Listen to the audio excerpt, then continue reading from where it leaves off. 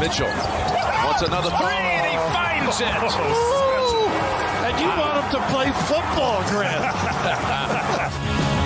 Welcome to SicEm365 Radio. Nolis Garcia to the plate. And that's in the air, out to right field. Tucker is back to the wall. How about it, big fella? A 3-run homer. And the Rangers walk it off in the 10th inning. The great Bambino comes through again.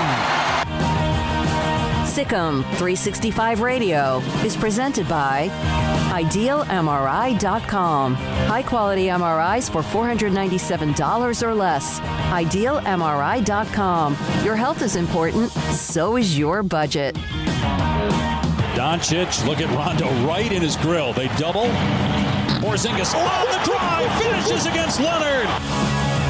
The 3 o'clock hour is sponsored by Waco Custom Marketplace. Meats, sweets, Texas treats, and a cut above the rest. 425 Lake Air Drive, Waco. Here it is. Biggest moment of a legendary career. Phil defeats Father Time. Now here's David Smoak, Paul Catalina, and Craig Smoak. All right, here we go. SicEm365 Radio on this Monday afternoon. We have the full throttle. Jack, Hayden, Emma, and our newcomer, Armstrong Sims, is a part of the front office staff behind the scenes.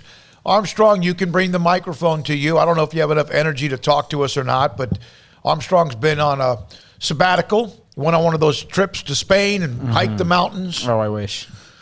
How you feeling, buddy? Feeling all right. Feeling a lot better than I did this time last week, so that's for sure. Jumping jacks at 3:30, okay? We'll do that. That's not going to happen. My doctor would get on me. Can you do just do like finger exercises? Yeah. Like I can do like calf raises is all I can do.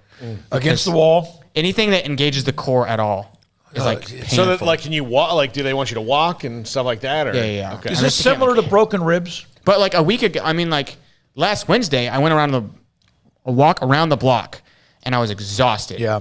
And it was just pain. Yeah. Well, Armstrong had a procedure. I had a procedure. And he's back, and we were worried about you. We thought we were, Jack kind of tried to almost try to push you out a little bit while you're gone. I heard Welcome about that. back. Jack is here, and then Hayden and also Emma as well. Craig Smoak, Paul Catalina, David Smoak. The highlight you heard at the end. We got some notes. I was at a meeting today. Nikki Calvin was at a Rotary Club event. Thanks to Peggy for the invitation. And spoke a little bit about maybe the players who she has now and also a couple of non-conference games. We'll get to that in a minute, but we have to discuss this. Watching Tiger in 2019 for me, watching Nicklaus in 1986 for me, and now watching Mickelson, those are people beating Father Time. Tiger's beaten a lot of things. Mickelson had really just kind of been on and off, always incredibly talented and gifted. What in the world? He didn't dominate, but kind of did the whole week. What he did was and this is not like Phil normally, because Phil in the past has been, he's a risk taker. And when he's won, those risks have paid off. But he was able to, overcome the wind and everything else that was going on and the weather and the course. And he played it very smart the whole time. And he also let the tournament come to him. I thought at the end yesterday, he hit one in the water on 13, and I was like, oh my gosh, is old Phil just... Is that the one that was in the front of the green and he hit it? He got a great drop because he could putt. Rarely do you ever get a drop, a penalty stroke and a drop, and you get the putter out. But he got an early lead. I mean, he played well in the first day, and then he just let the tournament come to him. He let it come to him, and everybody else had to do things. And I was shocked. Like going into Sunday, I thought, well, this is good. Phil's there, but I thought that Koepka, Oosthuizen, or Streelman would be able to be a little more aggressive than him, especially on those par fives, and make up some strokes. Brooks Koepka couldn't do it. Brooks Koepka was +4 on the par fives alone, and that's why he lost the tournament. If he's even on the par fives, he probably wins. Yeah, he was 4 over when I saw. I guess he might have parred, maybe one at the end, but it was unbelievable. It was stunning, especially since Koepka got right there with him at the beginning. Craig, 50 years old. We saw Hale Irwin win a U.S. Open once when he was very old. Tiger won the Masters 2 years ago, 19, and then obviously Nicklaus in 1986 when he was, I think, 46 years old. You know, there's certain guys when I was growing up, athletes, whoever, whatever sport, teams, I didn't like them. But as you get a little bit older, you start to mellow a little bit, and you start to like. And I like the story. Your thoughts about Mickelson? I know you're not the most huge. By the way, Craig won the PicKell. Yeah, beat Armstrong by 5 strokes. Which, by the way, I think for the record, we said when we did our segment last week that everyone lost the Masters. I think I won. You did win the Masters? I think just because I was the only one who had everyone make the cut. I'm sure. If you had everybody make the cut, then you won the Masters, and Craig's now won the PGA Championship. Okay, yeah. Yes, that was cool. You know, I haven't made it out of the first cut, I don't think, in like most of these selections that we've done. So, yeah, just to have it matter for, you know, the entire tournament, that was good. And, you know, that's why you pick and you try. You know, there's times where, you know, I was saying last week, like, gosh, I don't even know why I do this because I just having such bad luck. But fortunately had better luck this time around. I was able to edge Armstrong with the team that I had yesterday, and thanks to Rob Bolton for keeping track of that, you know, throughout the weekend and keeping us updated, and for his nice message as well. But, you know, I don't really have a way to really compare Phil to anything because it doesn't register for me like it does for you guys who have been following him for a while and following golf for a while. I know it's an incredible accomplishment.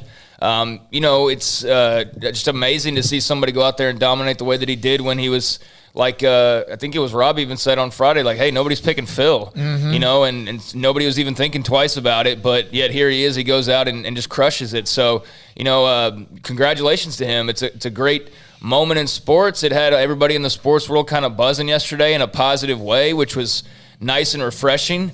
And that's kind of been the case now for what feels like a couple of weeks, really. It kind of feels like things have sort of mellowed a little bit, and yeah, this was a big moment, so congratulations to Mickelson. Yeah, 50 years old, he wins it, you know, so, and, you know, you look at various eras from whatever you might have had before, and then eventually from Bobby Jones, and then you have the Nelson, and then you have, you know, even Hagen or Sarazen, and then you have that Nicklaus, a Palmer player, Nicklaus, Trevino, whatever. Now you look at Mickelson has 6 majors, and Tiger has 15, and we know he blew about 4 or 5 years where he couldn't win one for various reasons. But those two have pushed each other to an unbelievable, Mickelson was so controlled. I think he's chewing that marijuana gum. You know, something. He had a big. I think I really am, and I'm not saying that. I'm not saying that whatever you could. He just looks so calm, and Tiger had that same that gum chewing at the Masters 2 or 3 years ago. You know that look on 18. It kind of like it was kind of a microcosm of what the tournament was at the 18th hole. Of he hits a shot into the crowd essentially. I mean, just the first row of the crowd, which they let get completely out of control.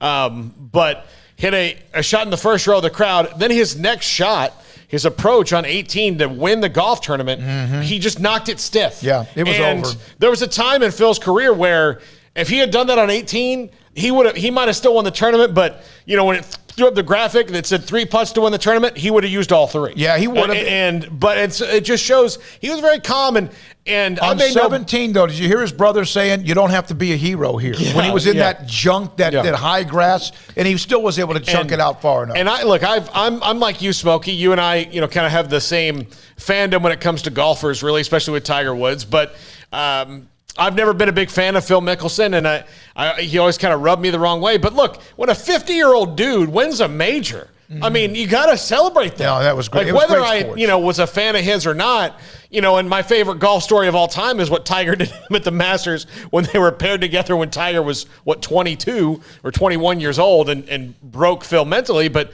even still, it was really interesting and cool to watch a 50-year-old dude win a major, which has never happened. And look, I've got to take some medicine. 4 years. 4 years. And Butch and I used to get into it on our old show about, I said, look, Phil's done winning a major. And it wasn't just because I disliked him. It was just because once he hit 45 years old, the odds are not in his favor. The people who had done it are, Jack Nicklaus and Hale Irwin and guys like that. So he was going to be the guy who did it because he was that kind of golfer. You win the Masters and maybe the British Open after 40. Yeah. Because they're about the courses, even though the British Open does rotate. There are certain courses that still match no matter how. Remember, Watson was like 58 or 9 a few years back and had a putt to win the British Open. You don't win majors. You don't win the PGA and the U.S. Open after about 40. You just don't have the nerves to do it. But if you think about, Nicklaus won at 46, right? Yeah. 46. So if you think about the kind of talent you have to win a major after 45 years old, then Phil was going to be the guy who did that. And so, but I was wrong. I thought he was done doing it. He proved me wrong, and good for him. By the way, had a great meeting earlier today with Texas Farm Bureau Insurance and McLennan County agents. Appreciate Jimmy Green and all of them who allowed me to get in front of them and kind of talk a little bit about SicEm365 Radio. And it also reminded me, we are online. We are on the app. We're also on YouTube, and that's something that has soared in the last 2 or 3 months. Plus, you can still watch us on Twitter, Facebook, Periscope, whatever, all the opportunities out there. And I also was able to help an 80-year-old, not this morning, but an 80-year-old download the app and understand that the app is not just the audio, but the video as well. You could actually stream us both audio and video. For those, sometimes we take that for granted. We shouldn't on SicEm365 Radio. I have never paid more attention in the history of my life to college tennis than I have in the last week or two. And Florida drilled Baylor in the end, 4-1 to win the national title. Baylor won that doubles point. Craig, you and I kind of followed a little bit. I hated for Michael Woodson, and then they couldn't finish. But what a year. What an unbelievable run. Andrew, Jack, am I getting this right? Botan? He is in the Sweet 16, the round of 16. That means he's an All-American. He just won another match in 3 sets, so he's into the round of 16. What a run by Michael Woodson and Baylor men. Yeah, and that's great that he's in the Sweet 16 as the individuals are going on right now. Runners-up in the indoor and outdoor. No, that's right. Yeah. Runners-up in indoor and outdoor, and a great year. Michael Woodson is everything that you'd apparently want, or you'd seem to want. That's why he's going to be the full-time head coach from here on to hopefully a long time from now, because that would mean they're having similar successes. I will say this, though. This is why I was talking about what I was talking about last week with championships. It's exactly why I was talking about what I was talking about. Everybody, the Year of the Bear comparison, now granted, it had to do with the men winning that tennis title to have a good, hey, is this up there with the Year of the Bear? But my whole point was, it's fun to be good across the board, but championships are what matter. And so you look at this year and, hey, fantastic national runners-up. But how much different does it look if you just win one of those, or if you win both of those, or if you know what I'm saying? So it's it's great. Hey, all 21 of our sports went to the Elite Eight or farther. How many titles did you win? 0. Well, then who cares? To me, it's all championships. And I'm not saying this to dismiss tennis at all, but this is just kind of proving my point for last week of winning the title is what really matters in the end. Well, if you go to the Elite Eight, if you're all 21 and go to the Elite Eight and lose, look, only one team in each thing has a different ending to anyone's season. Yeah. Everyone else loses to end the season unless you win a championship. Yeah. So only the teams that win the championship win to end the season. So that's why it's different. Yeah, it's just that, titles matter. And so, great season across the board. And just unfortunate they couldn't grab one of those, to be runner-up in both indoor and outdoor. That's brutal. So hats off to them on a great season, a fun ride. I know they're not quite done, as you mentioned there, with individuals going on. But, yeah, tough way to end up with Florida. Man, at one point it was 1-0 for a long, long time, but Florida had kind of jumped on a couple of sets, a couple of individual singles, and next thing you know, 3 matches ended in a matter of 60 seconds. It was 1-0 and then 3-1 Florida, and then they closed it out. I'm going to give you a couple of notes about what Nikki Collins said today in just a second. One of them was about non-conference and a couple other things as well. 254-339-1122. The line is open. If you have a point about what we've mentioned, whether it's Mickelson, men's tennis, and their run, Nikki Collins, and what I'm about to bring up, 254-339-1122. YouTube chat is open.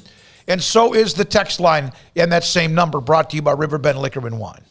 T-Rex, you're on SicEm365 Radio. Thanks for your call. Hey, guys. I just want to start off by thanking y'all for, the coverage that y'all gave the tennis team this year. Obviously not the way we want to, finish the year. But I'll say this about Baylor Nation and the Baylor fandom, and I'll put credit towards y'all because y'all helped with that, getting the awareness out there. I don't think I've seen a tennis thread that long on 365 Premium Forum ever. Hell, I don't even think half the basketball threads go that long. So props to the Baylor fans. I think this team made a lot of new quote-unquote collegiate tennis fans. I'll be honest, I'm a Baylor tennis fan. You'll never probably ever catch me watching any other tennis matches. So I'm not going to say we're true tennis fans, but hey, Baylor tennis fans. So appreciate all the coverage y'all gave them. I was there. You're right. It was rough. Craig, you have a great point, and I agree 100%. You don't win, then you're just another line item. So it was rough to be runner-up both times this year, but hey, number 2 is better than number 3, I guess. I told the team afterwards, those guys that had a chance to play in individuals, we got a doubles team also that'll be playing. So hey, why not go win an individual title? The coaches are still there, so the program's in a good place. The sky, is the target. Is only up from here. So, again, appreciate all the Baylor fans that were able to make it out there. We were outnumbered. But we were an hour and a half away from Gainesville. So, but I'll say this: I heard the TV stream. We were outnumbering them at least in loudness. So, props to the Baylor fans that made it out to Orlando. Props to this team for never giving up. Props to Boyton for fighting today, making the Sweet 16. Now he's an All-American. It's sad for the seniors, especially those who came back after the COVID year, trying to get what was, stolen from them last year. But unfortunately, the better team won. But hey, the future's bright. It's going to be a rebuild year this coming year, I think. But hey, we're putting the money and resources into every program across the board. So there's no reason that Baylor can't win across the board in every sport. We've done it. We've proven that, so let's go do it. I'm excited to hear what you got to say about new basketball coach and what's going on. Maybe some transfers. Who knows what's going on? But, hey, I just wanted to call in. Appreciate everything y'all did to cover them.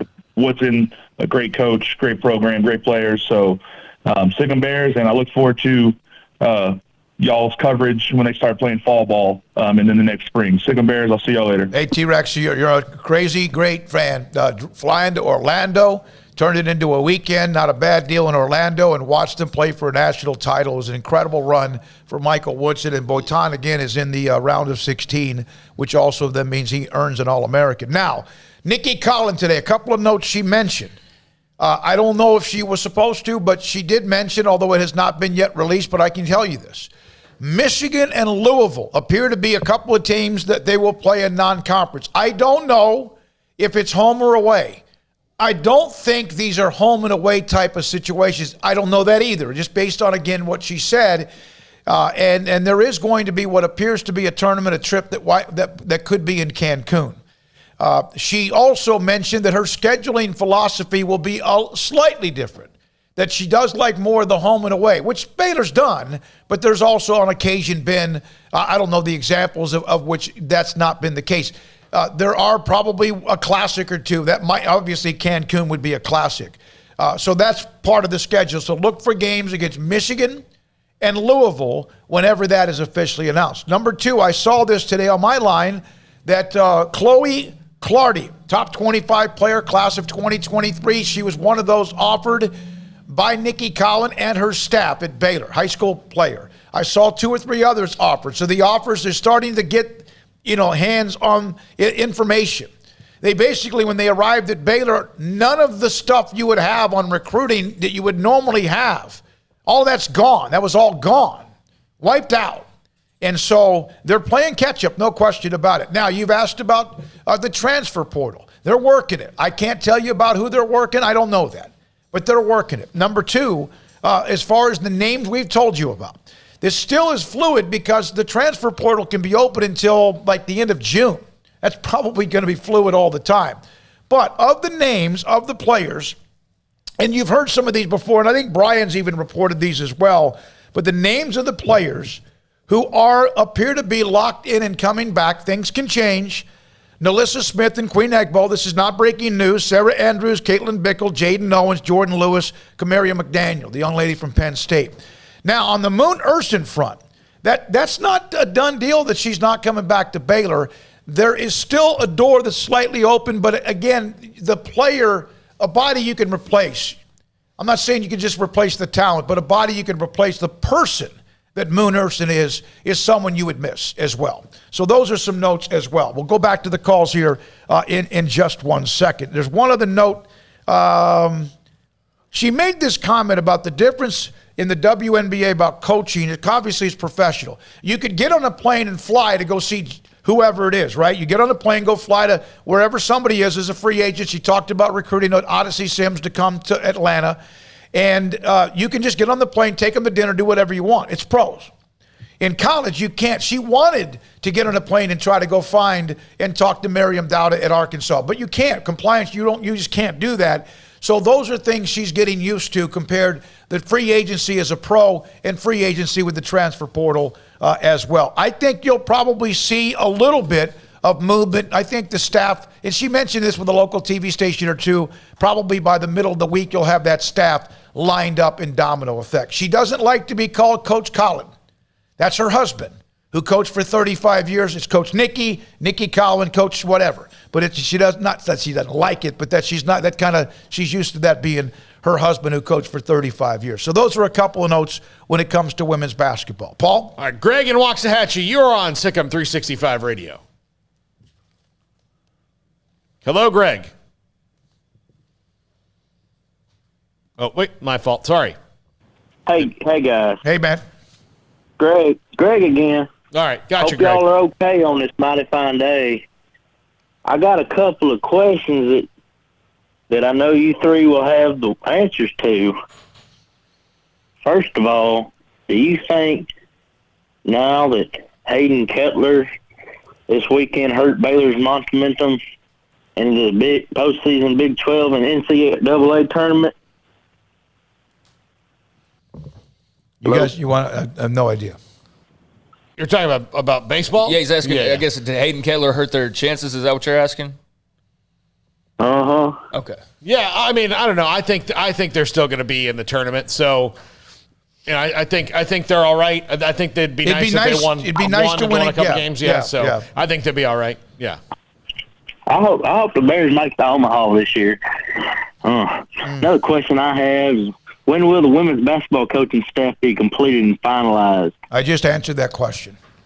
He was probably just waiting. You might have been on hold. Yeah. There's not a specific day like tomorrow by 4 o'clock, but I think by the time you get to the middle to end part of this week, I think you'll see all of the staff pretty much fall into place. Whether or not it includes, and I've had this question, will it include Bill Brock? I don't know that answer, but I think, and she mentioned that she did a tour with the local TV stations at the end of last week and mentioned that she hopes to have that staff pretty much finalized by midweek of this week.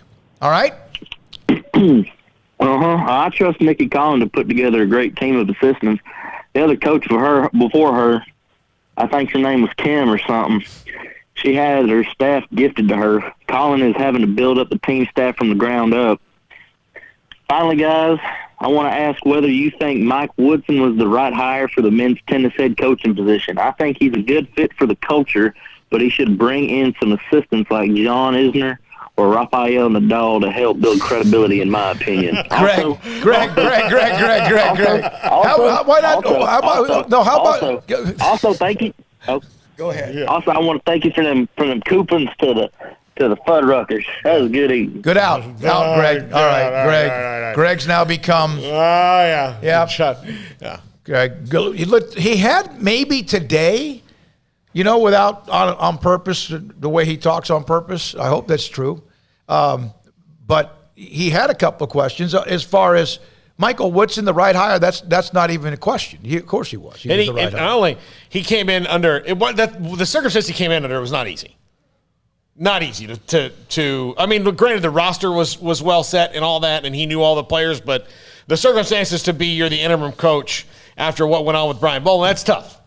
It's tough to. I mean, the challenge now is going to be, can he replace that talent? Like, that's the thing, and that's the question with Nikki Collin as well. Can she replace the talent that Kim was able to bring in on a consistent basis? You know, so that's what she's working on now. Looking forward to seeing this staff get finalized because I'm been wondering about Bill Brock and Cydia Messer and, what's going to just finally happen there. And it's like you can't really settle in until you know what's going on, right? So until she has that staff in place and you know who's actually on campus with you, you're just kind of like, I don't know, because could be here, might not be here. Like, you don't know. So, the staff definitely needs to get settled down, which should happen, like you said, in a couple days, which will be great. And, Michael Woodson did a fantastic job. But, again, it's like, can he replace this talent? We know Brian Bolin had a big reputation in the tennis world and was a Hall of Fame type coach. And so he was able to lure some guys that maybe wouldn't normally come to Baylor. But I know Baylor tennis also has a great history. Michael Woodson being runner-up nationally in both indoor and outdoor, he's got a lot to work with. I know the support's there financially. So looking forward to seeing what he can do with this program. And Baylor baseball, it's a rough weekend. We'll see what happens in the Big 12 tournament. And I don't feel good about their chances of going to Omaha. But, maybe get in the postseason and make a great run. But, drop 2 out of 3 to OU. So that was a tough way to end your last home series. You had control of your destiny on your seeding with Oklahoma State, and then Oklahoma, you lose 4 out of 6. You're now the number 6 seed. I still think they're a tournament team, but they might have work to still do inside that tournament bubble. By the way, the senior tennis players, Charlie Broom, Ryan Dickerson, Konstantin Frenson, and also Spencer Furman and Nick Stakoviak. Now, they have opportunities and options as well, but their options in tennis is a lot better in the pro level, than some places like women's basketball with the WNBA is a small group, and there really aren't. So a lot of players came back, and some of them might make the decision. I think Michael Woodson, I think that cupboard is more than full enough to be able to go back and do whatever they've been able to do. When we come back, Mark Followell, TV broadcaster, play-by-play. Mavericks beat the Clippers in Game 1. Game 2 is tomorrow in L.A. We'll break down some of the NBA. Also, David Murphy, former Baylor outfielder and now a part of the Rangers TV network. At 4 o'clock in MCC's Mitch Thompson, who you guys had on Wednesday. He'll join us at 5 o'clock today, and a couple of other notes as well. SicEm365 Radio. So if you're going to have a steak, if you want to cook a steak, what kind of steak's your favorite steak? Because it could be as simple as sirloin, it could be a New York strip, it could be a bacon-wrapped filet, it could be a filet without it being wrapped with bacon, big, thick, juicy bacon-wrapped filet, or it could possibly be a ribeye or a bone-in ribeye. And if you want a specific cut of steak, prime, select, choice, if you want a specific cut of steak, Waco Custom Marketplace at 425 Lake Air Drive can help you with that. They have a baker and a butcher shop. They have a bakery that's filled with kolaches that are baked every morning and bread as well. And the butcher shop with seafood, pork, poultry, and beef. On top of, like, for example, there's graduations going on this week, right? A little bit last weekend. And then eventually summer picnics, get-togethers, whatever, reunions. You want burgers and hot dogs, something simple like that, they can do that as well. Customize your order. You call it up. They'll put it together. You go pick it up. And if you want a live crawfish boil, they have all of what you need. The seasoning and live crawfish. 30-pound sacks of live crawfish for $4.25 a pound available. If you call in the order by 6 o'clock on Wednesday, you could pick it up after 2 on Friday or when they're open on Saturday. Waco Custom Marketplace at 425 Lake Air Drive in Waco. At Baylor University, students find their place to shine. They're faithful friends and inspirational leaders. They're championship teammates and independent thinkers. They're on the cutting edge of high tech and in the halls of history. If you want to make the world a brighter place, you can. And if you want to shine in your own way, you can. The spark you need is already inside you. Bring it to Baylor, where lights shine bright. Alan Samuels is celebrating Jeep Freedom Days. It's an exciting time for the new Jeep Cherokee Latitude or Lux with up to $5,000 in values or 0% for 84 months. Wow, the new Jeep Cherokee Latitude Plus or Lux up to $5,000 in values or 0% for 84 months going on now. Jeep, a great SUV. Alan Samuels, the award-winning customer service Central Texas dealer. The best place to get your next Jeep SUV. Located 201 West Loop 340. Alan Samuels is your friend in the car business. Come by. Let's be friends. Let PicKell Johnson Realtors guide you seamlessly through the process of buying your dream home or selling your current one. Commercial, farm and ranch, or residential, Camille Johnson Realtors can smoothly and successfully lead you through any transaction. With a team of 28 experienced agents who are excited about serving you, Camille Johnson Realtors services the entire greater Waco area. If you're in the market to buy or sell, contact Camille Johnson Realtors, 104 Midway Center in Woodway, or find them online at www.camillejohnson.com. Camille Johnson Realtors, elegant, charming, warm. Welcome home. Do you or your kids get nervous about going to the dentist? Stonewood Dental, Dr. Steve Childress, he can help. I've spent a career taking care of patients who as children had bad experiences, and now they're adults that hate going to the dentist. If I get a kid at 3 years old and they come every 6 months and it's a happy experience, it's normal for them. Now they have an accident at 6 or 7 or 8 at school. Now they have a broken tooth or a trauma, and they have to come here. They're used to lights, they're used to water in their mouth, they're used to experience, they already trust us. It's amazing what we can do with that kid without it being a negative thing. But if I see a 6 or 7 or 8 year old that's never been to the dentist, and now they have a trauma or an unfortunate unexpected toothache, it's harder to do that for that kid and it not be somewhat of a negative experience. So bottom line is I try to teach kids and adults and teenagers and everybody the way I'd want my family treated, which is where it's a necessary part of life. You just take care of it. It doesn't have to be that big a deal. Learn more, stonewood-dental.com. Parenting is full of surprises. You never know what to expect. So after our son was born, I called my Texas Farm Bureau insurance agent to set up a life insurance policy in case something happened to me. Sawyer is now 2. And we'll soon have a sister. There's no one else I would trust with protecting my family. Stop by and see our agents at one of our 3 McLennan County locations. Coverage and discounts are subject to qualifications and policy terms and may vary by situation.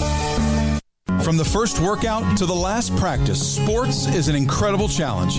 Hi, this is Dan Ingham with the First National Bank of Central Texas, and we're proud to support each athlete, every parent, and our educators.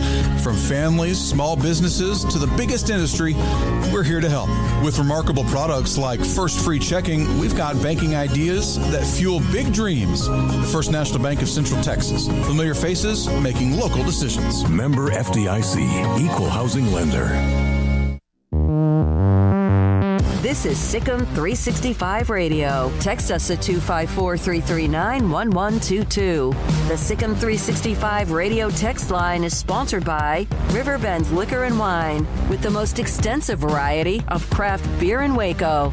A hidden gem on Lakeshore Drive and 19th Street.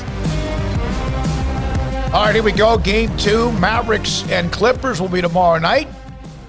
Eventually, they moved that series back to Dallas. Mavericks winning the first game 113-103 and had a great first quarter offensively and eventually won it. I think outscored the Clippers in every quarter in that game. We're now joined by the television broadcast voice and face of the Mavericks in Mark Followell. Mark, I just had a good feeling about the series. Maybe because of how Dallas was playing and getting Porzingis back or whatever. Your thoughts about getting that first one, getting that first game? And do most series, if you steal a win, come in game 1 or not? Well, I think most series, yeah. If you get a best-of-7 series, I think about 76% of the time the game 1 winner goes on to win the series. But that does leave, 24, 25% of the time where it doesn't happen. And it's going to be tough to win 3 more games against the Clippers. But look, I felt good about it going into the series, not necessarily saying I was predicting a win or anything like that, but I certainly felt like that the Mavs would hold their own against them. And to me, the benefit of winning game 1 of the series, beyond the obvious things about, taking home court advantage and not having to chase the series after the first game, for this young team that doesn't have players who have a lot of playoff experience. I mean, there's some guys who have been on some other teams like Josh Richardson and Tim Hardaway, but we're not talking about anybody who's had a long, deep run to the conference finals or NBA finals or anything like that. JJ Redick has, but he's not playing right now. He's hurt, so he's not in the mix. But it's important, I think, from a standpoint of this team beat you last year. You've shown now that you're an improved team, and you hit first in the series. I think they hit first in the game the other day. I heard you when I was coming on talking about how well they played in the first quarter. I think that was very, very important to establish that at the beginning of the series and not be the reactive team, but be the team that sets the tone at the beginning of the first game. So there's a lot of things I liked about how they played. And look, the bottom line is this team, this franchise had a team in the playoffs who won a game 1 in a series since 2011. They lost 6 straight game 1s They haven't led in a playoff series since 2014 when they were leading San Antonio 2-1 in a series that they ended up losing in 7 games. So it's just on many, many levels very, very positive what happened on Saturday. Mark, you mentioned them, that first shot, that first quarter, that first thing. Does that kind of prove that the Clippers aren't still in their dome from last year a little bit? Yes, I think that, number one, I think it proves that the Clippers aren't in their head from last year. That's one aspect of it. And I also wonder how much it speaks to the Clippers' own mental state. There's probably a lot of pressure on them right now. That's everything that you read and hear coming out of Los Angeles, that there already was pressure after collapsing in the playoffs against Denver in the second round last year.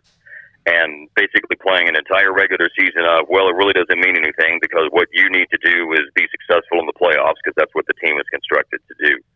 So I think there's probably, and then of course, there's a lot of negative talk and a lot of eyes on them because the perception is that they didn't exactly try their best in their last couple of games with the idea of, who knows how much of that was Maverick related, who knows. It seems to me that a lot more people think it was related to avoiding the Lakers for as long as possible. I think there are some flaws in that strategy, but maybe that's another discussion for another time. But anyway, I think there's probably a lot of belief that the Clippers aren't, a mentally strong team. Now, adversity and experiencing what they're experiencing right now could make them mentally strong, and they could come together and they could play great tomorrow, and it could be the springboard to playing very well and winning the rest and winning the series. We'll have to wait and see how it all plays out. But I think from the Mavs perspective, yes, the performance the other day certainly demonstrated that there's no negative lingering effects from what happened from losing to the Clippers last year in the playoffs. Mark, did you feel that edginess there in game number 1, and do you anticipate that to carry over into game number 2? Is that what's going to be important for the Mavs, is to not get too into the drama of what's going on outside of the lines? I honestly, to be perfectly honest, I didn't sense a ton of edginess the other day. I was concerned about that going into the series, given all of what happened last year with Porzingis getting ejected and Morris and Luka and Beverly and, just everything that happened over the course of the 6-game series last year. And that really very, very little of that occurred on Saturday. There was one play in the fourth quarter where there was a foul call and Finney Smith didn't want to give the ball up immediately, and Rondo tried to grab it from him. And, you guys have watched enough basketball to know that players don't like when another player tries to grab the ball out of their hands so they can start headed the other way with it. So that got everybody flustered for a few seconds. But beyond that, I thought that there wasn't nearly the amount of chippiness I expected. That doesn't mean that things won't change tomorrow night. Maybe that will be a strategy for the Clippers to get the Mavs off their game, perhaps. But at least on Saturday, I didn't sense a whole lot of that, and that was a pleasant surprise that the focus was just good, hard, competitive playoff basketball and not drama and not other things.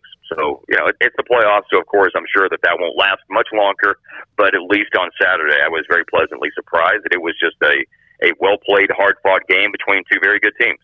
If Finney Smith does anything similar to what he did in game 1, because he went off at 18, I think it was, had maybe 4 threes. If they get that kind of contribution within, let's say, 12 to 18 points a game, what does that put them, Mark? Hard to beat if they do that, man.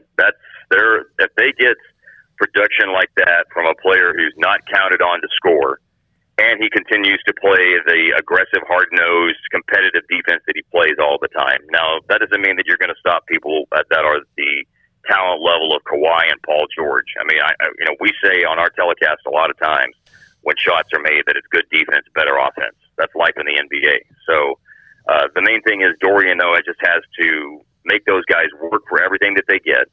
And then if he does that on defense and then puts up the number of points that you're talking about on the board at the other end of the floor, and does it efficiently, that is, like he did the other day, then that means no guarantee, but that makes the Mavs a much more difficult team to beat when you couple that with what you expect game in, game out of Luka, what you expect game in, game out of Tim Hardaway Jr., and hopefully, a better game out of Porzingis moving forward. What do they need? Where does Porzingis need to go to really help take this team to that next level? Well, it's going to be hard to win a series if he is averaging 14 points and shooting 4 for 13. that means other people are really going to have to step up. Now, when you look back at the game the other day, one of the things that the Clippers are doing to try to, deal with Luka is, okay, we'll put Kawhi Leonard on Porzingis. That way, whenever pick and rolls happen between Luka and Porzingis, then Kawhi gets switched on to Luka. We know the Mavericks don't want that. So the Mavs avoided that by just involving other people in pick and rolls. And that put Porzingis in sort of a decoy, out-of-the-play situation to draw Kawhi Leonard's attention away from Luka and away from the heart of the action on offense. So, how they're going to end up using Porzingis for the rest of the series, I guess, remains to be seen. The better he plays, I think we all understand the better he plays and the more that he can provide unicorn-type things, then the better chance they have to win the series. I don't think it's realistic that he can spend all of the series being a decoy just to keep Kawhi Leonard away. I'm sure the Clippers will counter that, and when they counter that, then that's going to mean somebody else is guarding him, and he's going to have to exploit that matchup or take advantage of that in whatever way makes sense. So I don't know that I necessarily have a number or anything like that, but for a realistic chance to win the series, I think clearly they're going to need him to be better than the 14 points and 4 for 13 he had the other day. Mark, what's it been like to follow Luka, these last couple of years on a nightly basis? Oh, man. What I enjoy about it so much is that there's an element of you don't know what he's going to do next. There's an element of must-see TV about it that, the numbers have been historic. And it's great to be able to throw up all the graphics on the air about he's doing things that only Oscar Robertson or Magic Johnson or Russell Westbrook or Wilt Chamberlain or whomever had done at a young age or, at so few number of games into the league or whatever. Those things are neat. But beyond the numbers, look, we want joy from our sports and we want entertainment from our sports. And so Luka plays with an element of joy that I think is infectious to people that are on the floor playing with him, and infectious to people that are watching him play the game. And so you get this just element of what is he going to do next? He plays the game with, some entertainment value and showmanship and flair.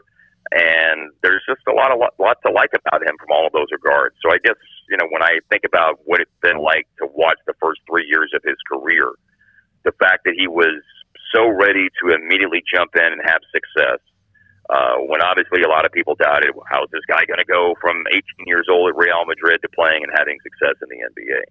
The fact that he's done that and done it at a high level and, adapted to all of the things that you have to adapt to, moving from one country to another at a young age, changing leagues, styles of play in the leagues, and all of those sorts of things. And he's had success at it, and he's had success at it in a way that I think when you watch it, it's just there's a tremendous level of entertainment value in it and excitement in it, and the idea that I have to watch because is this guy going to have a 40-point triple-double? Is he going to hit a bunch of threes? What sort of fantastic passes is he going to make that cause the crowd to ooh and ah? Those sorts of kind of plays.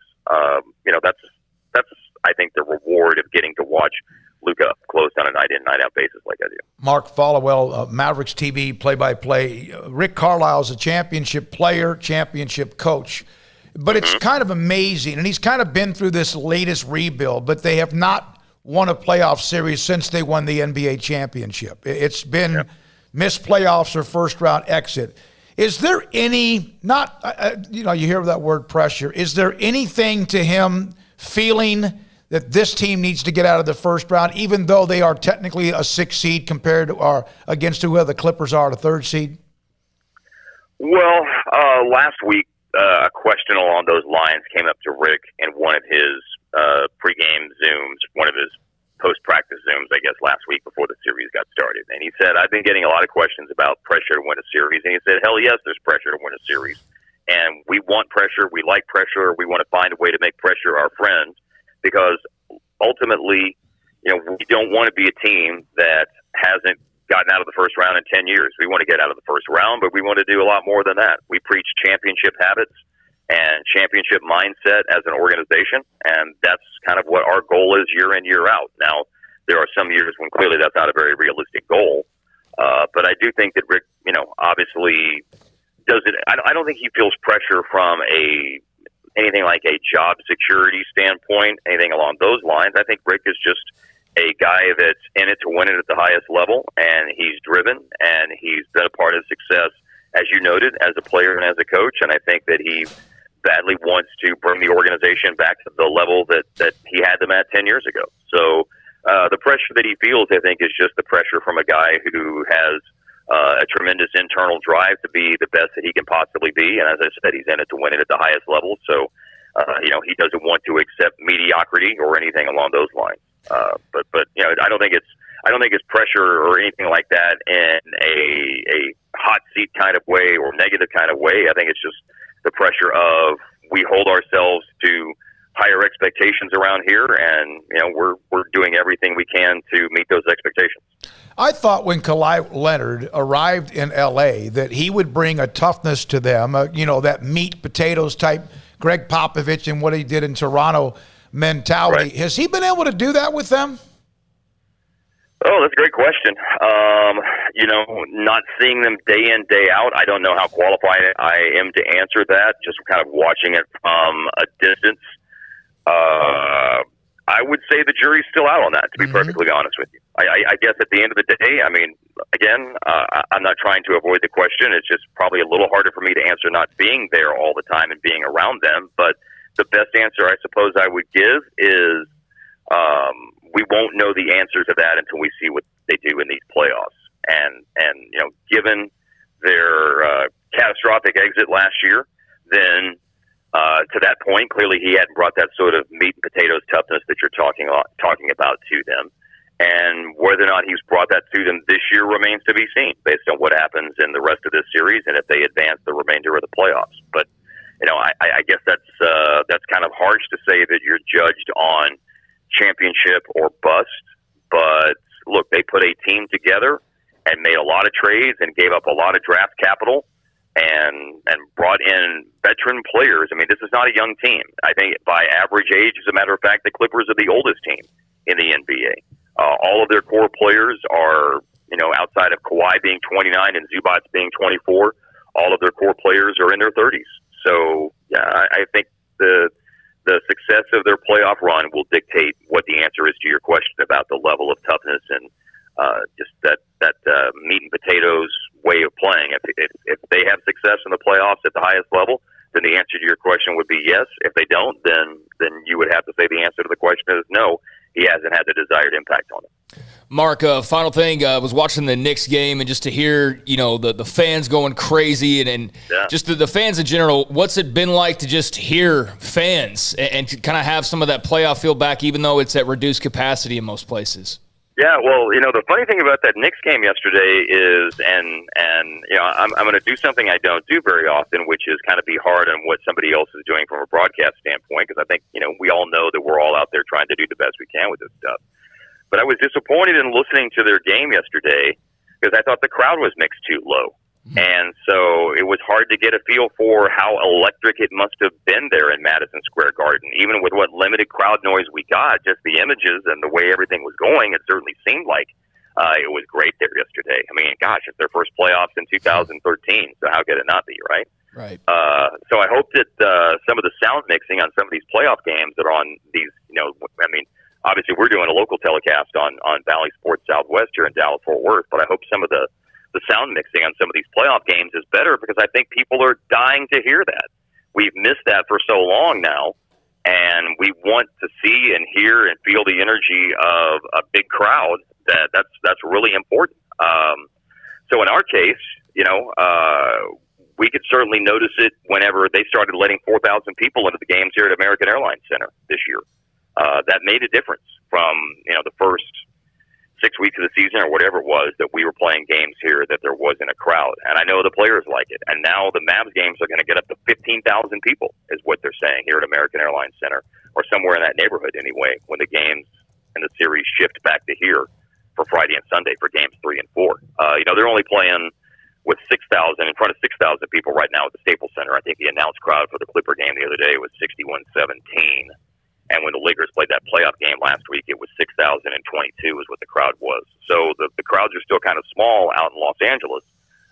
But But any crowd is a good thing as far as I'm concerned, and what we expect to see in Dallas, since it will be by far the biggest crowd that we've had here since that unforgettable night of March 11th, 2020, when we had the game here against Denver, and it was the last game that was completed that night before the league shut down. So to have the fans there's nothing but great things about it, and obviously the hope up here is that with the bigger crowd here, that will mean more of a home court advantage for the Mavs in their home games against the Clippers. We shall see. Mark, thank you very much. Thanks for being on with us today. Good luck with the broadcast as well the rest of the way, and possibly more than just the one series. Right now, 1-0 Dallas over the Clippers, winning in L.A., and Game 2 is tomorrow night. When we come back, a couple of other notes to get to in this 3 o'clock hour. We'll have David Murphy, former Baylor and Rangers outfielder, now part of the Rangers TV network, and really not just so much about the Rangers. I wanted him to try to, and Arthur Rhodes will join us tomorrow, and you know how he feels about the new age players who are having fun now. And so get a couple. Bring it. Yeah. I want more Adolis Garcia. I'm not crazy about like launching the bat with the bat flip and going like way overboard. But pounding your chest, looking at your dugout and firing them up, bring it. I mean, baseball needs that.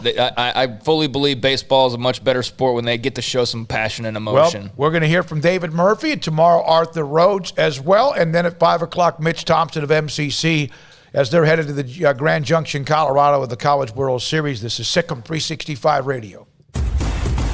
Hey, this is Bryce Petty, former starting quarterback and two-time Big 12 champion, and I know firsthand the importance of being in top shape both on and off the field. So listen up, men. If you're feeling beat down day in and day out and looking for that high-performance edge that separates the men from the boys, then look no further than the Petty Clinic Low T in Waco. Petty Clinic is a comprehensive men's healthcare clinic with an atmosphere catering to men. Board-certified Dr. Kent Petty has a special interest in offering the highest quality medical care to men of all ages. Some of the services offered include screening and treatment for low testosterone or thyroid, infertility, high blood pressure, diabetes, high cholesterol, sleep apnea, while offering comprehensive wellness exams and complete men's health lab panels. High performance men, remember, it's not just a Petty thing. This is Bryce Petty, encouraging you to reach out and Google search Petty Clinic Low T or go to pettycliniclowt.com and get your complimentary lab screening today. Riverbend Liquor and Wine has their easy-to-access drive-thru open and convenient and clean in-store location on the corner of Lakeshore Drive and North 19th Street in Waco. Riverbend Liquor has the best and most extensive variety of craft beer selections in Waco, and Balcones whiskey, including single malt, pot still, baby blue, rye, brimstone, and the all-new lineage in stock. Riverbend Liquor and Wine, family-owned and operated, and a hidden gem in Waco on Lakeshore Drive and 19th Street. And find out more on Facebook and Instagram. How did Edward Jones become one of the biggest financial service companies in the world? By not acting that way. Financial strategies, one-on-one advice, it's a big difference. And that's why Brad Wilson, your Edward Jones financial advisor, makes sense of investing. Experience the difference for yourself. Brad Wilson, 250 Sharon Drive in Woodway, 254-776-4337. Edward Jones, member SIPC. Stepping into the boots of a U.S. Army officer can add confidence and leadership skills to your son or daughter's career path. See all the things they can achieve in our boots at GoArmy.com. U.S. Army Waco Recruiting Company, 254-598-8131 or 254-776-1543.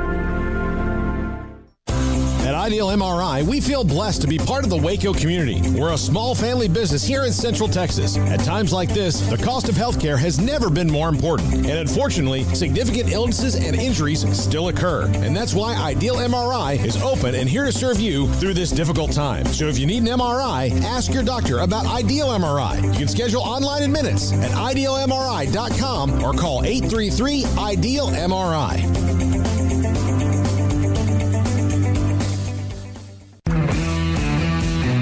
At Marco's Pizza, get craveable pizza made the Italian way with dough made from scratch, an original sauce recipe, 3 fresh signature cheeses, and premium toppings you love, served hot and safe. Right now, you can get unlimited medium one-topping pizzas for just $6.99 each.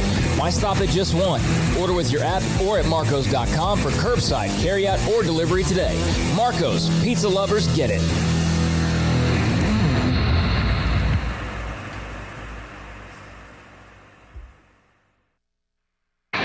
Welcome back to SicEm365 Radio. The Sic'em365 Radio Live Guest VIP Hotline is sponsored by Stonewood Dental. We are all in this together.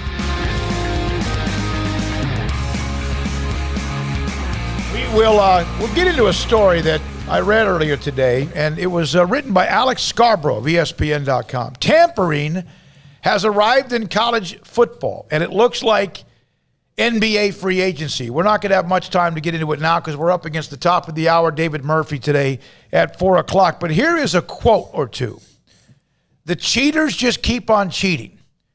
With one player last season, this is from a high school coach, I got 4 calls from 4 different conferences. Is he happy? They're not using him like we used to or like we would. These are big boy Power 5 conference teams calling high school coaches to get in touch with players on other college teams. It's tampering. That's how you get around it.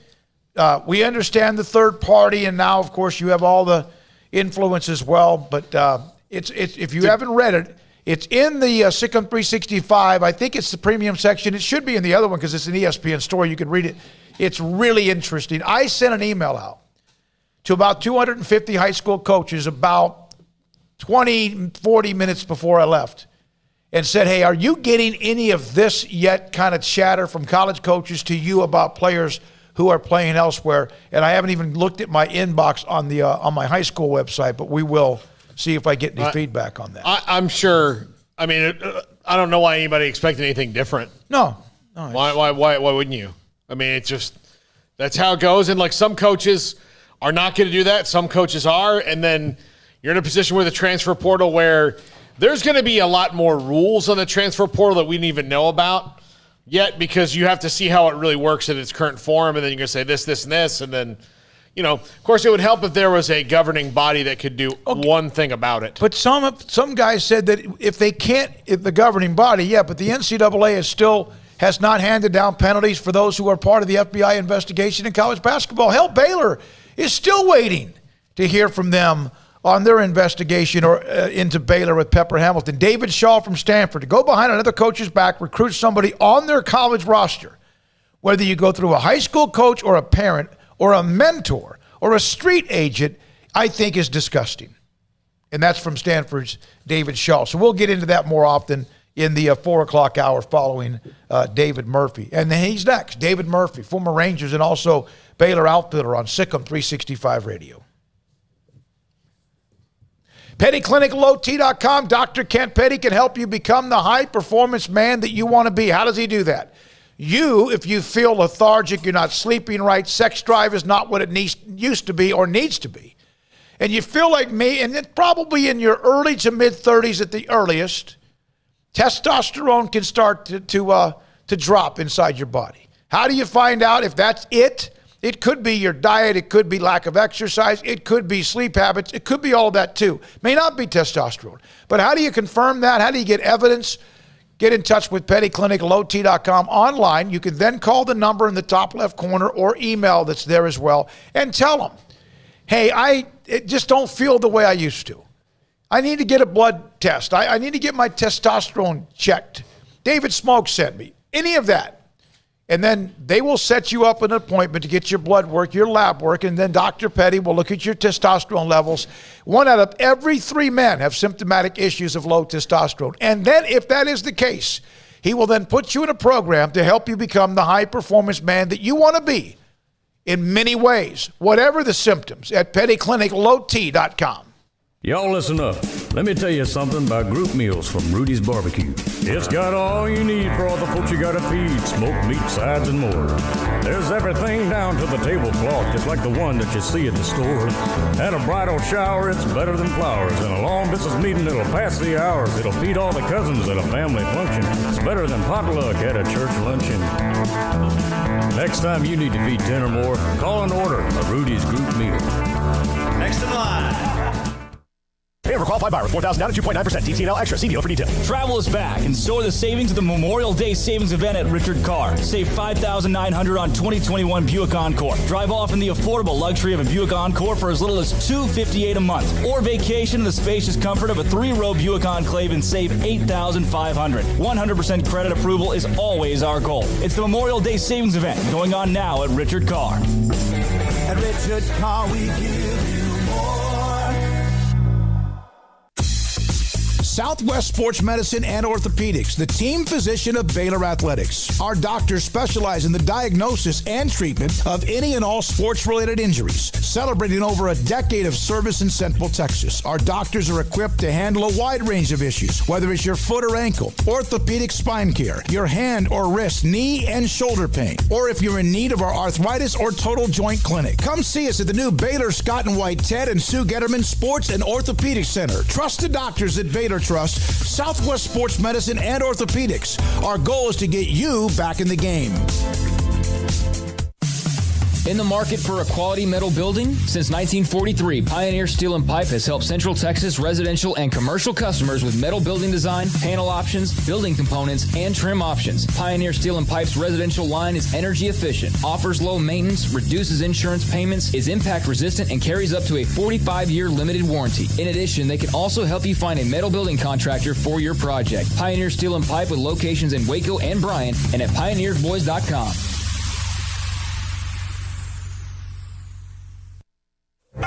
Boots add protection. Good boots help you climb better and move forward faster. And when your son or daughter steps into the boots of a U.S. Army officer, they also learn how to lead. In these boots, they'll gain more confidence with expert training in one of more than 150 occupational specialties.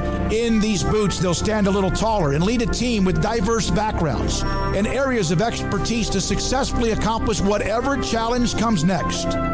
In these boots, they'll earn respect with valuable experience from day one that will give them solid footing for success into the future. Highly qualified candidates who earn a spot on our team can receive comprehensive health care coverage, college tuition assistance, and a bonus of up to $40,000. See all the things your son or daughter can achieve in our boots at GoArmy.com. U.S. Army Waco Recruiting Company, 254-598-8131 or 254-776-1543. Welcome back to SicEm365 Radio. After winning the Big 12 regular season championship on Tuesday, oh my, a hammer from Butler. The 4 o'clock hour is sponsored by Boozer's Jewelers, the wedding ring store, specializing in custom jewelry and repair, all in-house. Now here's David Smoak, Paul Catalina, and Craig Smoak. All right, this 4 o'clock hour, 5 o'clock, Mitch Thompson, former Baylor assistant coach and also now the head coach at MCC, taking his team back to the World Series after their win against Cisco in 2 straight games. Will join us today at 5 o'clock. We're now joined by former Baylor and also Major League outfielder David Murphy, a part of the Rangers television network and broadcast team on SicEm365 Radio. David, thank you very much for being a part of the show. We'll get into the Rangers quite a bit and Garcia, the walk-off and all that. But what are your thoughts right now of the new age player? And it seems like maybe guys are enjoying themselves more than ever when they have a moment to celebrate. I think it's easy for an old school player like me to come down on these guys. I think there's a give and take.